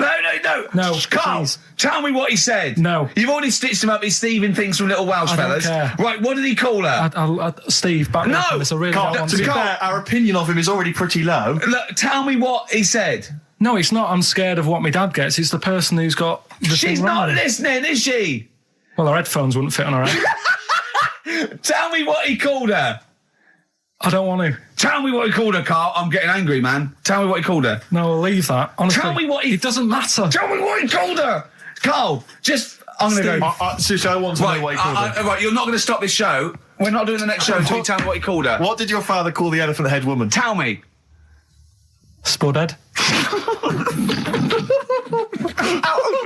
How old were you? I don't know, about 9. Did you laugh? So did you expect to see a potato with a dress? He did sort of, again, it's a good name. Do you know what I mean? I had an idea of what it was going to be about, and he said, do you want to stay in the car, I'll take you home, because you She's can't... spudhead, you got lovely eyes. Can't. Come on, man. That's it, by the way. Is that all? Is that all of it? Cheers. Bye. Brilliant. Well, let's end with LL Cool J. Yeah. See you next week. Last night we were sat in the pub and I was saying, right, you know, let's not even worry about new features then. Let's get the current ones, you know, going. Like getting what? Good. Like the one I was trying to work out, the cheeky freak of the week. Think of that! Yeah, but I was Think saying, of that, though, as a normal conversation. yeah, but I'd looked online, right? I didn't find that much. I found, actually, I'll tell you what I found later. Brilliant.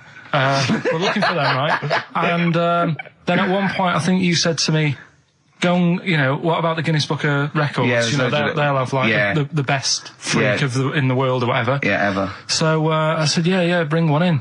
Now, you've got one at home. Yeah, I've got a But you couple. couldn't be bothered carrying that in today, so I had to go out of the pub that I was at, Yeah. nip into Borders, Yeah. buy a Guinness Book of Records, Yeah. out of my own money, $18.99, Yeah. bring it back, and then you said, I don't know if I want to do this feature. So it cost me 20 quid for that. I had to buy a video for Silence of the Lambs film clip. I'm actually out of pocket at the end of this. Just looking through the Guinness That's Book. still the funniest thing, isn't it? Squeaking at someone when they got a cup of tea. Right. There are a lot of what strike me as seemingly pointless feats. The Guinness Book of Records is right. The Guinness Book of Records is great. I used to love it as a kid. I've had about 10 copies in my life. The last one I bought a couple of years ago, present. It was really good. I love it. I love the real records: tallest, fattest, thinnest, best, fastest, most expensive, biggest, and all that. But the ones that really annoy me are the ones that. The reason these people are in there for it are the only people that tried. What, yeah. Balancing the milk bottle on your head. Most watches eaten. I just found that one. Kim Sung-do from South Korea ate 5 watches, the entire watch with the exception of the wristband, in a time of 1 hour 34 minutes. What do you make of that, Carl? Made him regular. Come on. How did they time him? Most live rattlesnakes held in the mouth. 8 live rattlesnakes held by, it just says an idiot. Yeah, this gives you an idea, Carl. Talking of idiots. Do you want to get into Guinness Book of Records? No. Carl, come on, that'd be brilliant. There's things in there that are just absolutely anyone could do. Like that one in Big Brother, I was watching it, and it was balancing sugar lumps. I want to go. How many people try that? If there's schools around Britain going, listen, we've got to get in the Sugar Lump Award. It's grassroots level. There's not enough kids balancing sugar lumps. How can we compete in the world market? I was looking at it last night, and there was one about the farthest that a dog swam. I think it was something like 9 miles, but it had no choice, did it? Do you know what I mean? He took it out to the Atlantic or something, and so it didn't want to do it. Threw it in the water. Yeah. So it's not alright to put it in a bin bag and chuck it in a canal, but it's for a world record. Yeah. 9 miles it did. Oh, God. Possible ones that you could do, Carl. What's the most Forrest Gumps fitted in one wheelie bin? What about this one for you, Carl? The record stands at the moment for most arrows caught by hand, but that's quite tricky. So what about most arrows caught by head? Yeah. And you would just fire arrows at your head? They wouldn't, it would just skim off him. Do you think so? Yeah, the roundness, it would never actually get any sort of, connection. Fastest human crab. Could you do that? Oh, do that. Can you form the crab? Can you do that? What's that? It's just like go bending over backwards and running. Do that. No. Right, what about, what would you be good at? what about hamburger stuffing? Oh, right, Carl. Alright. In the mouth, you mean? Well, it says the record for stuffing the most regulation-sized hamburgers, including buns, in the mouth at one time is how many? How many hamburgers with buns in So the mouth? this is just... You're not swallowing anything, you've just got stuffing in your Carl, mouth. you'd be so good at this because your shape of your head. You've got a shape, his head's just like Hamburglar. You'd be good at this, man. Yeah. Honestly, you'd be perfect. You look like Zippy. And the great thing is your head's empty, so you could get more in there. Do you know what I mean? This guy had a brain to contend with. Do that. What is it? Is it possible? Is it Well, mental? how many do you think it was? There were I don't 3 know. burgers in buns. What do you reckon, Carl? What, how quick he ate them? He didn't eat them, it's just how many he can stuff in his face. So literally hold them within his cheeks and his mouth, but don't swallow anything. So what, how many burgers? How many burgers did he manage to get into his face? So it's a fella. He's not Yes? about 5. No, 3 is the 3? world record. 3 is How the world big are record. they, though? It just says regulation size. What do you make of the first genetically modified baby? Oh. Are you worried about this? Do you know what did they do? What? Let me see what it says here. It Well, says, isn't it just choosing the, eye colour. Well, this is the concern, isn't it? That in the future you'll be able to decide whether it's a boy or a girl, how intelligent it is, what it looks like, is it handsome, is it ugly? Obviously, no one will choose an ugly baby, and so on and so on and so on. And so it means that where will it lead? Where will it end, Carl? Are you concerned? I've thought about this a lot. What will us three look like in the future if they're being, genetically modified beautiful people? What will we be like? How will we be considered in society? True, yeah. But we've talked about this before, haven't we? About the cloning thing. Yeah. That's a bit weird. Yeah. But I don't think it matters, because at the end of the day, right, you might look like some other kid, but it's the way you're brought up that will change your features and the way you are, your personality. If you lie, you get a long nose, don't you? Well, no, but listen, right, because I remember when we, I was growing up on this estate. This is going to be good. Go on. No, it's not. It's just an example of how this doesn't work. Go on. So we don't need to worry, sort of thing. Sure. Right? Okay. So I'm growing up on this estate, and there was this woman about 4 houses down, right? Who's a bit rough. All right. Didn't fancy her. Oh God, no. Right, but she had a baby. Well, tell me about her first. I'm interested in this woman. What was she? It was a very... Was it like being a man in a dress? I mean, I didn't grow up in a posh house or anything. And I'm not saying that if you live in a bit of a rough house, you're a bad person. What does she look like? But anyone can Tattoos? clean up. Look like Tony Green with a fag on. They didn't clean up much, right? Oh. Which, even if you've not got a lot of money, you can still try and make the place look nice. Yeah. Right? But she didn't, and a kid used to take a horse into the house. Sorry. Whoa, Neddy. What do you mean a kid used to take a horse into the house? Where did he get a horse? Must have nicked it from somewhere. Must have So you've seen a horse with it? No. What, is that from outside the saloon round the corner? Yeah, was it just tied up with a bit of leather? Right? Oh, that's great. Did Big Jake come looking for it? I'd been out. Oh. So let me get this. This was before the lynching stopped or after. Where did he get a horse from? What do you mean he must have nicked it? His mum said, where'd you get that from? I bought it. All right then, but keep it out of the kitchen. I don't want you going Catlin rustling. Where did he get a horse from, Carl? And how long did he have it for? Was he leading it or riding it? Mum, open the door, I can't stop. I can't stop it. Open the patio door as well. Looks like we got us a runaway. What do you mean? I don't know, but the thing is, they couldn't afford to buy one because they're not cheap. So I'm just guessing. Maybe that's wrong of me. But I think... He had a horse? Yeah, right. So that's why the family didn't have any money. They'd spend it on the horse. No, I don't think, that's what I'm saying. I don't think they would have bought it. So anyway... Yeah, it's wise to whisper, Carl, in case they're listening. Yeah. And they could be in the room next door. It's not buying it, it's keeping it as well. Oh. So I was like in the car with my dad coming into the avenue, and you used to have to drive down it to turn round. And, and sort of go back to our house. You had the traditional method of transport. Yeah. And the horse was in the lounge. Reading a paper. Just like walking around. Oh God! What? And when I was doing, I tried to earn myself some money once by flogging little flowers in plastic cups. What? This is genius. It just keeps coming. What do you mean you're trying to flog little flowers? What do you mean? Wait. Let's play a record. Let's play a record and come back to this, because it's always going to just unravel and unravel. It's going to go for hours. Let's play a track, deeper Carl. and deeper. It's like an onion, isn't it? We've created a whole world here where there's a man living with a horse. Just walking around the lounge. I come from the West Country. I've never heard anything like that. I just think of a big sort of like orange carpet, and it's got a rediffusion telly, and this horse going, I'm fed up in here. Exactly. This is really... I am not taking the rubbish out again. Yeah. Right, play a record. Let's have Velvet Underground. We've got that lined up. Oh, yeah, the classic from the first album. I'm Waiting for the Man. Let's come back to the horse in a second. Little flowers in pots. What do you mean?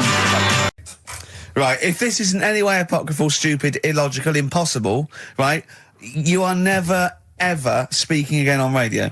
So make sure this is at least possible. I'll tell you what, I'll even give you improbable but possible. So if anything that breaks the laws of the universe or logic, okay, that's all you have to avoid. On you go.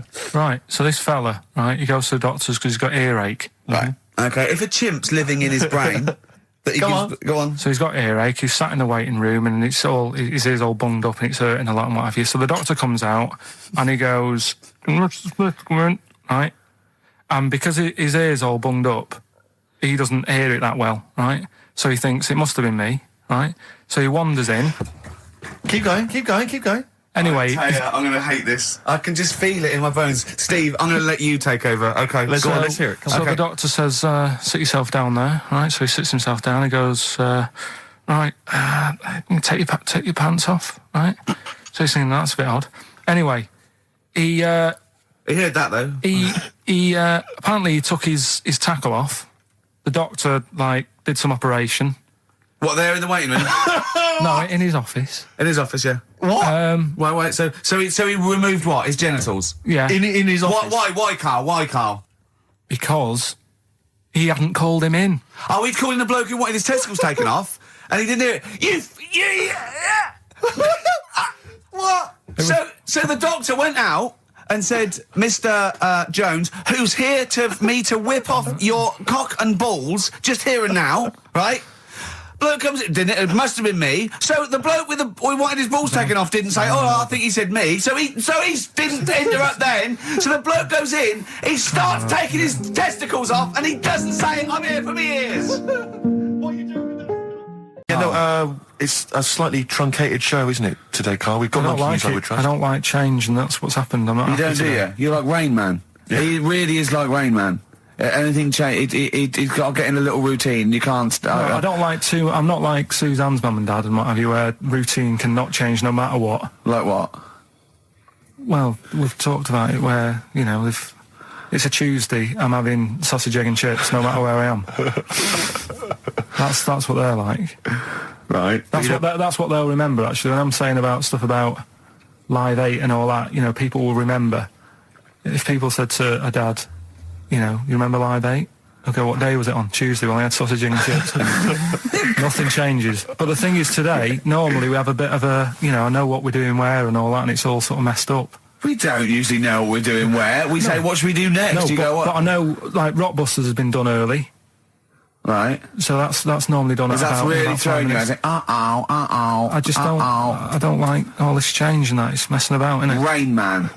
So what do you want now? Well, what about Song with a Story? See, right, well, last week... Look at him, he's in a genuinely foul mood. No, he's actually rocking. Yeah. He's actually rocking like Rain Man as well. Last week we did, like you say, Eric Clapton. This is the section where we play a song with a story. I think every song, if it's a good song, it's got a story. You've got to listen to it, sort of, from the start. You get in the middle, you're going, oh, how's it going to end and all that. Yeah. You wait another minute, you know the ending, you're happy. But the thing is, as Steve said, sometimes you're disappointed with it, so it's just not a good story. And as Steve said, I'm not sure you're finding what you need in a song for a story. Why don't you read a book, a novel? If you want a really good story that engrosses you, why don't you read a book? You're not going to get it from a pop song. I haven't got time for a book. Song's 3.5 minutes. And that's it, is it? And that satisfied you? Well, yeah, it gets you thinking for a few minutes, then you move on. Then you stop thinking. 2 minutes 50, this one, right? And it's brilliant. Go on, then. It's about, last week we talked about the little crippled fella, right? This one... as I say, I don't think we say cripple anymore, but go on. All right, this one, someone emailed in saying, if you want a song about that, this is a song you want to listen to, right? Right. It's about this fella who, basically something happened. I think he's in a wheelchair, right, for some reason. You thought that last time. His wife, likes going out. She doesn't take him with her when she goes out. Right. Is it Ruby, Don't Take Your Love to Town? Yeah. Brilliant song. Well, I'll just play it then. Yeah, great song. All right. What do you mean? Oh, it's just, it's a good story. It starts off well and that. You're feeling sorry for him, but then he says, where's my gun? Yeah. Because she's a slut. Why? Because she's going off. Yeah, but what does he expect her to do? What? Just because he paralysed his legs fighting for his country, presumably in the Vietnam War, says that crazy Asian war. So he's gone, he's fought for his country, he's taken a bullet, he's come home, he can't walk, he should be a hero, and then his wife's going out putting it about downtown. Why do I never meet women like Ruby? I was talking to Carl the other night, because I've been rewatching for some reason that film Witness with Harrison Ford, where he's a policeman that has to protect a little boy who's part of an Amish community. Amish? Yeah. And I tried to explain to Carl... You look plain, John Book. Exactly. And I was obviously trying to explain the Amish to Carl. He'd never heard of them. Completely stony-faced. Amazing. Now for those... Okay, you explained it to him, have you? Okay, then. Yeah. Now, I don't know what you said, but I'm assuming you got it right? Carl, now tell me back now, what are the Amish? They just just people who sort of live like in the olden times. So to them, they're sort of in about 1842 or something. So they're getting old papers and that. They haven't caught up to. No. They don't have telly. They don't deny that the 20th century has happened. They just don't want to be part of it. They look up and they see planes and they know what they are, and they go into the town and they see it in the window of Dixon's, a telly. They just don't want to be part of it. No, they're still living. They are still living like it's that's what I mean. Yeah, but they know about everything else. They just don't want to be part of it because they think that the sort of the revolution was a bad thing. They think that society became more and more depraved, and they wanted to go away from it, and they want to go back to old values, and they think they don't need TV and jets and that way of life. They can survive in the old way because the old way was better. Missing out on Live 8. Yeah, but they haven't had Band-Aid yet. Yeah, I think this is the problem that Karl had. He in his mind, they were just a bit delayed, so that in his head they were slowly moving towards the 20th century. They wouldn't be able to watch most of these bands, all their electric guitar. They'd be allowed to watch Tracy Chapman. Yeah, doing an acoustic set. Yeah, between the bands. Yeah, that'd be all right. But no, in Karl's mind, it's like if he. Although they wouldn't like Fast Car. They wouldn't like a scene about that. They go, I don't know what you're talking about. Pony and Trap. You got a pony and trap. That'd be all right. But are they still? Do they still get sort of rubbish posts and that saying we need your money for this, or get behind this charity? They live in an isolated community. They're farmers, aren't they? They're farmers. It's an agricultural community, and they're obviously very staunchly religious. In actual fact, it would suit you very well because you hate crowds, you hate groups of people, you don't like the modern world. You'd love it down there, wouldn't you? He wouldn't like getting up at 4 o'clock to milk a cow, though, would he? Well, no, but he'd get used to it. Go back to bed, couldn't you? It's probably out. I mean, have they got anything to do with the Hare Krishna people? No, nothing at all. Right, I'm committed to this treatment. Yeah, is one. I've got to go for that one. Yeah. Yeah. Or the other one is the police are causing a bit of a stir. He still says it like it's the best thing he's ever come up with, which in a way is. It could be. Right, go on then. I'm committed to this treatment. Right. Do you know the saying? Is it just sayings now? Are they all sayings? This no, they're not. Okay. No, the other one isn't. Frog in your throat? The saying, there's a frog in your throat? Yeah. I assume it's when you croak a little bit. You sound like a frog. No. Right. Might seem a bit weird, this one, right? But years ago... Oh, yeah. Sorry, what is that clue? Committed to this treatment? It's about frogs committed.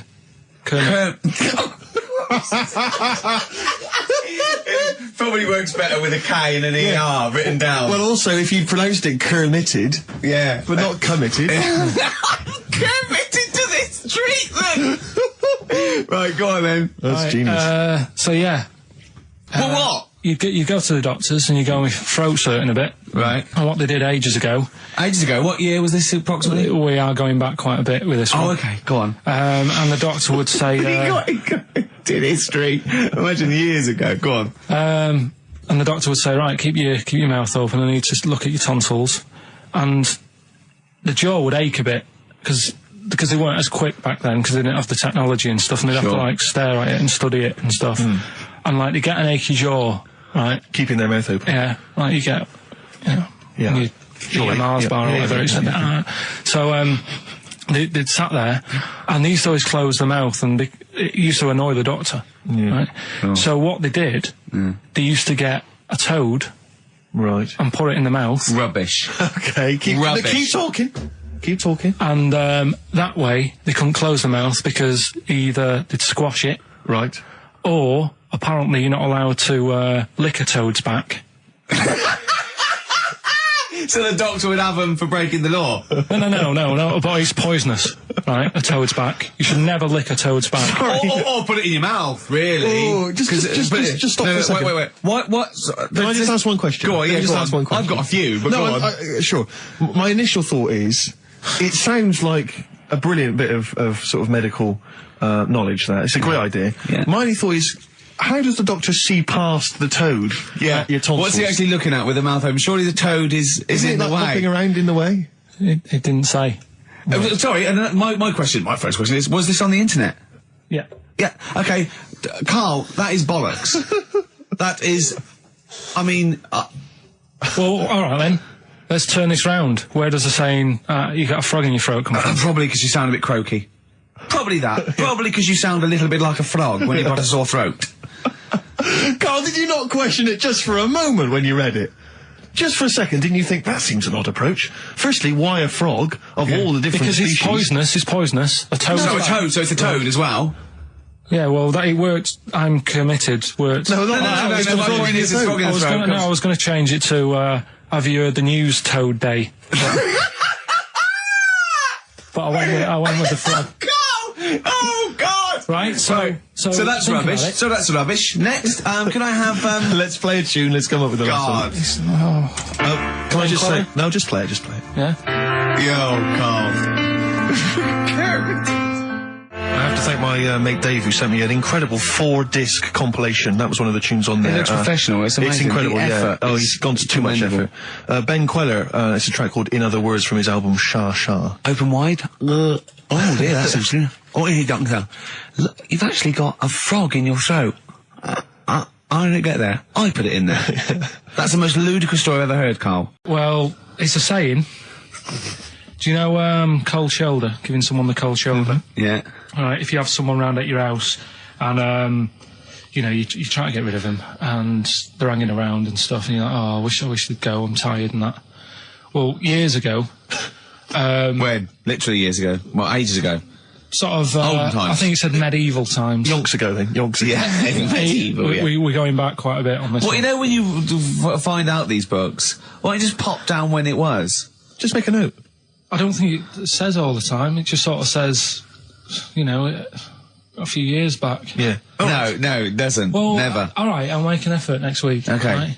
So, it's annoying that because my girlfriend said to me, just make a note of the time, they'll stop having a go at you. Yeah. Yeah? And I kind of thought, it's all right. Didn't listen. I don't think it matters anyway in this one. We're looking at the saying, right? So Yeah. it's giving someone a cold shoulder, right?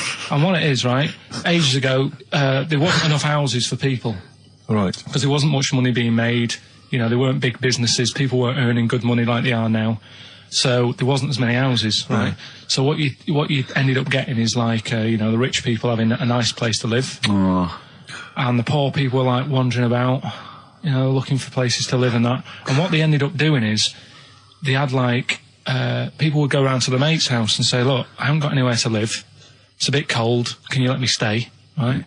So they'd go, oh, all right, then you can stay a couple of days. But they ended up staying for like weeks. Yeah. Right?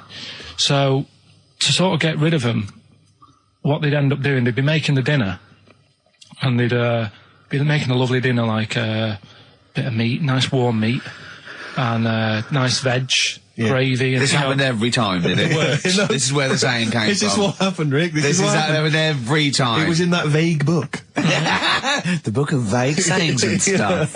Right, so they'd be making a nice meal, but what they did, they looked after all the family. But the person who won't go home, they just give them some, like, sort of a cut-off of cold meat. Right. So they'd say, you're giving them the cold shoulder. Meaning... Right. Okay, that's rubbish. Okay, absolute... Carl, why would that necessarily work? Yeah. Why do they always, in every situation when you want to get rid of a lodger, well, still feed him every day, but make the meat lukewarm. So They always leave then. Yeah. Oh, this food's lukewarm. I'm going to become homeless and they again, go, wandering the hold streets. on, are you giving me the cold shoulder? Yes. Do you want me to leave? Yes, just say leaving. No, I like to do it cryptically. That way, in years to come, someone will have a little saying about it. Well, anyway, that was our bacon in the morning. Yeah. If you've had enough of meat, we'll leave that. Well, Bacon in the morning! Oh, bacon in the morning if you've had enough of me! come back. What are the others? Just tease us again with the others. We'll come back to those. You've got, he's a bit of a nuisance, and we'll have a big fire tomorrow. Nice, looking forward to that. Okay. Right then, so we've got, we'll have a big fire tomorrow. Yeah, go on. Is that the one you want? Let's go for it. Right, I think this was like round the 1700s. Bluffing. And Just bluffing. Who Who was the king then? Dunno. Go on. But it's about the word bonfire, right? Bonfire. Yeah. Do you know where it comes from? No, go on. No. Right, what happened is it's got nothing to do with Guy Fawkes and that, which is what I thought when I saw it. It's got nothing to do with that. But ages ago, at 1700s, right, they didn't have enough houses, like I mentioned. Okay. Yeah. So if that happens, you get people living on the streets. You get diseases, people aren't cleaning properly. So you get more deaths. All right? Yeah. So think about it. You've got all these dead bodies lying around. They're running out of space because there's like, I don't know why they're running out of space, but they haven't got much. I don't know why really. I was going to say they should have just buried them, but there's probably more land back then than now. He doesn't need anyone else in the room to have a conversation with himself. Yeah, we could leave and we'd come back and he'd go, I've sorted it. Yeah. But anyway, for some reason, they presumably, if it's going to be they burnt them, it's presumably to do that it also kills the parasite or whatever's carrying the parasite on them, as opposed to burying them and not killing the disease. Well, yeah. So that's that. There you go. You've worked it out. They piled them up and they turned it into a celebration because there was a lot of fed up people at that time. Is this going to be the word bon, meaning good? No. I'll tell you in a minute. Go on. So you've got all these people who are like going around and like, oh, you know, so and so died the other day, and you know, nearly every week someone they knew was dying. Yeah. So you can imagine like just constant like being depressed. So and they've got all these bodies lying everywhere. It's like, oh God, what are we going to do? So they said, we're all too fed up at the moment. Said, let's make this a better world. This was 1701 by the time they got together. Yeah. So they said, what we need to do is have a big party. So they said, yeah. Good thinking. See what you're thinking. So they go, right, well, we'll put all the bodies in a big pile. And they're all diseased and that. So they set fire to the bodies. And they said, let's have this as a celebration to remember them by. And, you know, we'll have a drink and that and have a chat. We'll have this big fire going. And it came from bone fire. Ah, right. So it was all the bones. Bonfire is bone fire. Yeah. Excellent. Yeah? Like, follow me in the van. And he was like a northerner like you, and he was giving it all the, all right, yeah, you know. I tell my girlfriend's a DJ, she's got some of these speakers, they're fantastic, and he's giving me this. And then my mind starts working. Now that I've got a bit of time to think, I'm thinking, wait a minute, this all sounds a bit dodgy. Yeah. It dawned on me, Rick. You know, Paul, are you? You're streetwise. Exactly. You're streetwise, Steve. Not only that, I was thinking, how am I going to get them home? I've got to drop the car off at the BBC. How am I going to get these huge speakers back to where I live? And how can I pay for them? Because I've just spent £100 on Find the Lady. With a couple of blokes in the square. It seemed like a fair game. Some of his friends were winning. But so I explained to him, I said, I can't get them back to like Brixton where I was living at the time. He went, don't worry, give us an extra 20 quid, we'll take them home for you. Oh, that's good. Delivery. They do a whole service, you see. And there's also a backup guarantee. Did they have the guarantee, the 3-month guarantee? They didn't. No. But so I said, I'm not sure about that. He went, well, why don't you put them in a cab, send them back, and your housemates can collect it? I was like, oh, no, there'd be no one in. And I was beginning to sort of get a bit conscious of like, maybe this was a bit of a scam after all. So I pulled into like a little side road. I said, I'm not sure I'm into this now, actually. He went, what are you talking about? It's 200 quid for a pair of speakers. It's a bargain. You never get a bargain like this, mate. I'm going, not too sure, actually. I don't think I want them. He went, 150 quid, mate. 150 quid. I went, no, he's 100 quid now to you. And I'm thinking, wait a minute, this doesn't sound like the kind of work that Dixons would be doing. Dixons don't do that when I go in. This is it. Dixons never negotiate in that way. When I go there, look around and I leave, they go, where are you going? Exactly. I go, no, we'll have anything then. Have anything for a So quid. I stopped the car and the white van pulled up behind me with his mates in. Sure. And I said, can you get them out? I'm not interested. And he went, 100 quid, mate. Oh, and he was just going, you tosser, you obviously want some speakers. And he was having a go at me. So I was carrying the speakers out and putting them back in the white van. And he was just shouting at me. He was going, 70 quid, mate. I was like, 70 quid from 200? This is ludicrous. You realise that wasn't Dixon's policy then. Exactly. They don't usually shout, you tosser, as you leave the shop and walk down Camden High Street. They're not usually shouting, you tosser. You should have took the offer of like the monthly payments they've got on at the moment. So eventually I put them in there and I sort of knocked the deal on the head and I got back in my car and they were in theirs and I just looked in the rearview mirror and they were punching the dashboard like with aggression and venom, like we let that deal slip through our fingers. And I've never been so terrified in my life. I just sat there and I was just thinking, oh my God, all I was thinking now is what if I go back to the BBC and they go, we've had a call from the police, the man at the garage, he saw you doing a dodgy deal. I love it. Yeah. Well, what you do is you put the hire car in a drain in your front garden and then go in and out of the toilet just pouring bleach down or Ajax and then never know. Have you told? Can you talk about your grandparents? Well, my grandparents, of course. The thing about my grandparents, I have mentioned this before. Yeah, I think they've got about 3 teeth between them. It's unbelievable. My grandfather. They're all their own, though. He was in the RAF in the war, right? And for some reason, he had problems with his teeth, and they pulled them all out, and they replaced them with a false set of false teeth. But during the wartime, I don't know whether this was just like what it was like during the war or just the 40s, but he had a kind of wooden plate put in with like some kind of fake teeth attached. Oh no. And he's never had that changed. So he's still got the wooden plate and about 3 teeth still hanging on it. Oh. It's just so he and my grandmother combined, they cannot eat anything that's kind of solid. So they will literally get up for Christmas dinner. They'll get up and they'll put the meat on like it's sort of 6 a.m, go back to bed for the day, get up and eat it at about 9 o'clock at night. And the best compliment you can have if you've cooked dinner for my grandparents is, oh, this is lovely. You can suck it away.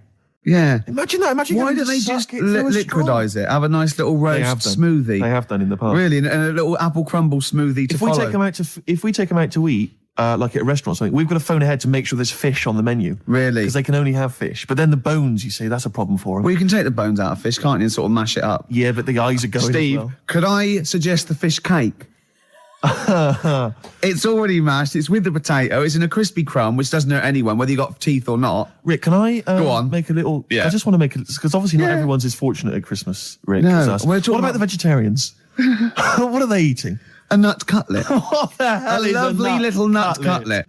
Can't they have like tofu, but in the shape of a turkey? But I love the fact that so often, you know, certainly your Linda McCartney veggie items, they always try to fool you into thinking it's the real thing. You know, some veggie sausages that they've injected with something so they'll taste like sausages. Yeah. Is it true? Talking about when his dad said that, and then you told me something that I find amazing. Oh, the thing is, it's Christmas. Obviously, I've got to go back to Bristol. I love seeing my family. Well, yeah, I do. But it means I'd see my grandparents, who are, you know, brilliant people. I mean, lovely people, but mental. I mean, utterly mental. And they've taken now there must be sort of 80 a piece. And it is quite an old age, but they're fairly good health, relatively speaking. And they just spend their time in bed. I mean, that's all they do, that's their profession. They've retired to go to bed.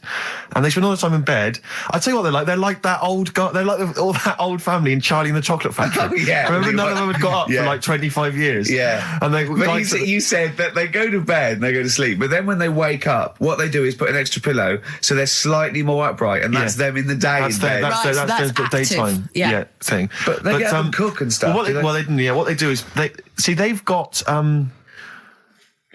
about 6 teeth between them. I mean, my grandmother needs false teeth, but refuses to go and have the old ones extracted and the false teeth fitted. So she's working with about 3 or 4 teeth. Oh. My grandfather had false teeth given to him during the war.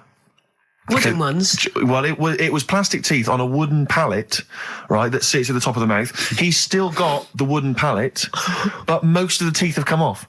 So there's about 4 teeth left, 4 false teeth. He's got a set of false teeth that make him look like he needs false teeth. I mean, that's pretty bizarre. So the problem is that they have to get up. They get up about 7 a.m. to put on, say, you know, some beef or lamb, whichever they're going to cook.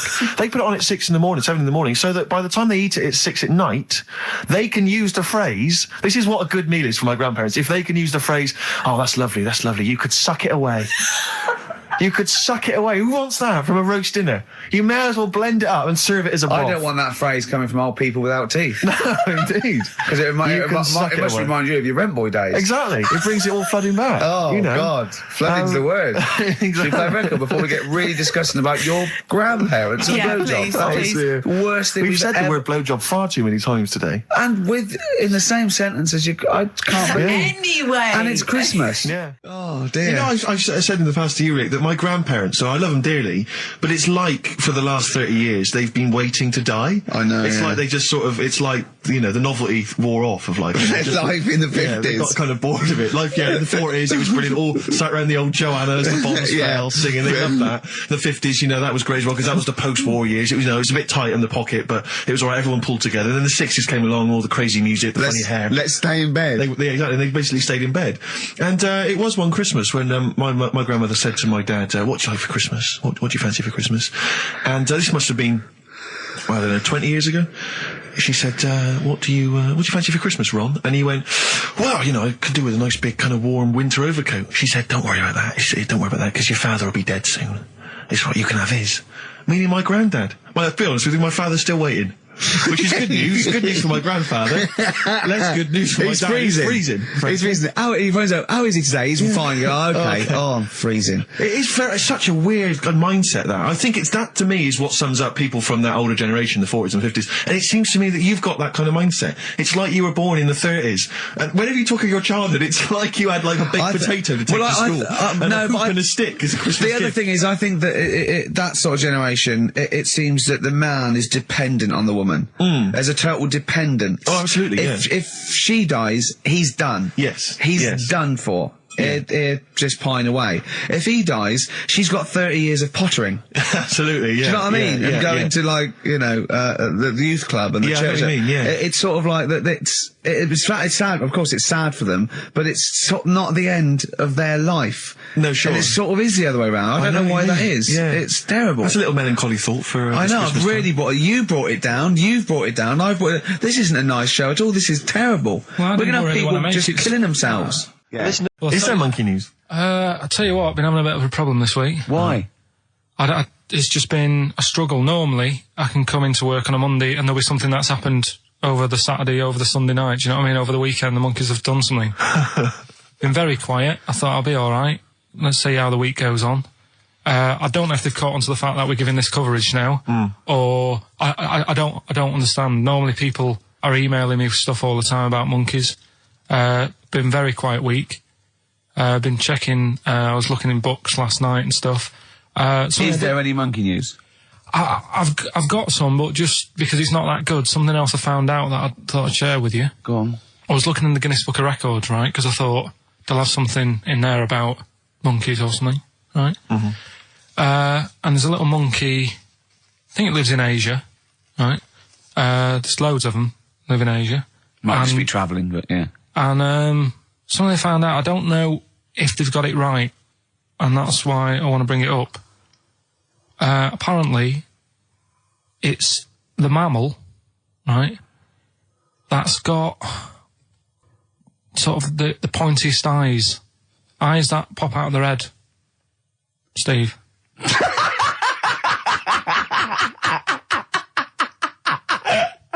Now,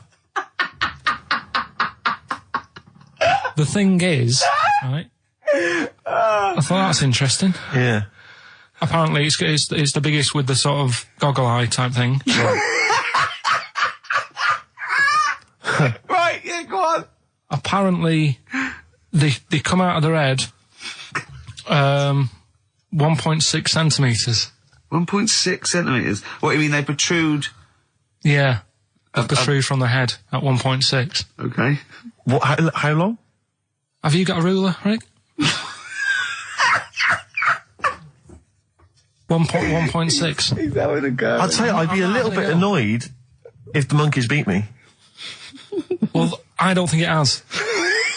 That's what I'm hoping. Is there anything we can... I mean, what's 1.6? Oh, can you... It's about... Drop your trousers. It's, about 3/4 of an inch. What do you think? I don't know. Have they got it right, or what? Maybe I should come down to Monkey World with you next week. So anyway, so that's not the monkey news, that's just something that cropped up and... Sure. I do know once, when we were playing pool in the office, I think Lucy was your partner. Yeah. It was me and Ash versus you and Lucy. And you were having trouble because his glasses kept slipping down. So Lucy pushed his glasses up his nose, but the glasses touched his eye. Do you remember that? Yeah. He started it. Well, you're the one who joined in. No, I know, and I feel bad now. Yeah. He makes me nervous when he goes, yeah. It's like, play a record. No, I'm just trying to think about which part of your fat, middle-aged physique I can pick on. The tits would be a good Yeah, start. yeah. Oh, the belly. Sure. Oh, what do you think of that? Oh, that's... What is that? Play a record.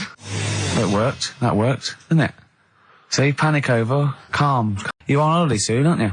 Yeah. You got to go off early. Well, about How many holidays have you had? Because I only ever have time off when I'm working, like doing another job, like, you know, filming or something. But you seem to have a lot of holidays, just like, and you were sick as well. You were just like, because you had wet trousers, which is a little bit... Do you not care about the job? I mean, I've got to ask, because, you know what I mean, if I was in charge, I'd worry about your motivation or... Because yesterday we were trying to work out what you enjoyed doing, and we got to Manchester United and moaning. And that is the two we came up with. I don't know where you get the moaning thing from. You're always whinging. About what? Everything. When? When did I last have a moan? Just before we came on air. Right, and why was that? I don't know, I can't remember. Because we were in good mood. We were in a good mood, me and Rick. I'll tell you why. Go on. Because you brought a song in at 10 to 1. Yeah. With a load of effing and jeffing in it. Yeah. And saying, can you edit this? Yeah. But that's your job. You could have brought it in yesterday. No, I couldn't. Why not? I hadn't thought of it. But why are you whinging? That's your job. And I didn't come in 10 minutes before. It was a good 20 minutes before. It just took you ages because you were whinging and moaning to even get started. I'm not being dragged into this. You are always... I'm on my holiday now. Well, not yet. No, you're not on yet. You're still working. Well, that's what's funny. This isn't even work, right? And yet it should be. Compared to what I do in the week, this is a doddle. Well, it's because you're not putting any effort in, clearly. I mean, I know what Steve's like. He is tight, right? He is. And you know that, don't you, Steve? Financially, you mean? Well, no, I mean, just the way you are. You're very sort of, you know... You're not wasteful with your money. I'm careful. No, I'm not wasteful. Absolutely right. No, but to the extreme. Not towards the extreme. Not towards the extreme. No. Look after the pennies. The pounds will take care of themselves. All right? Simple to remember. Good advice. Yeah, all right? But the thing is, right, I know that I take the mickey out of you for, like, you know, the way you look and stuff. Sure. Right? Well, I'm right back at you. But the thing is, you can't help that. Absolutely. But I'll tell you something that women don't like. Sure. And it's fellas who are tight with the money. Sure. I'm not frugal with money with ladies. I'm frugal with money with you. Well, I've got no reason to splash money out on you. I've never seen you splash money out. Well, you've never been out with me. Steve, have you ever splashed out on a lady? No, but I hope to one day. The right lady. Play a record. XFM 104.9. Yeah, with Steve Merchant. What I was saying was... Yes. We could have a little trivia quiz, right? No, I'm talking about someone who's done a study of him and who's done a PhD. Oh, okay. I'm not talking All right. about any old nutter. And also, Carl's lottery numbers. He's a little bit more confident this week. Okay, good. He went there more like it. And I looked at him and I laughed. He went, no, even Suzanne said I'm on more on the right lines there. Is anyone who has done a degree in maths or A-level maths that can bear... Carl won't believe this, right? Carl thinks... I know I was partly doing it to confuse him, just see that look on his face like a cat, right? But there is the chances with a random numbers, for example, the lottery, of getting 1, 2, 3, 4, 5, 6 are no greater than any other single combination. Right. Now that's true. I don't mean you're more likely to get 1, 2, 3, 4, 5, 6 than any other combination put together, but than any other individual combination, they're all equal. It's counterintuitive, I know. I know you think that to get a run of 1 to 6 is less likely than anything else, but it's not. Any named combination... It's not, Carl. If there's a probability... Well, it's never happened. It's never happened. Yeah, but there's any number of combinations that never happened. Every one of those combinations that have come up have happened, and they're just as likely or unlikely as any other combination, right? It's just that you feel intuitively, right, that 1, 2, 3, 4, 5, 6 is less likely than 1, 7, 12, 34, 60. You know what I mean? Well, I didn't win. Play a record. Okay.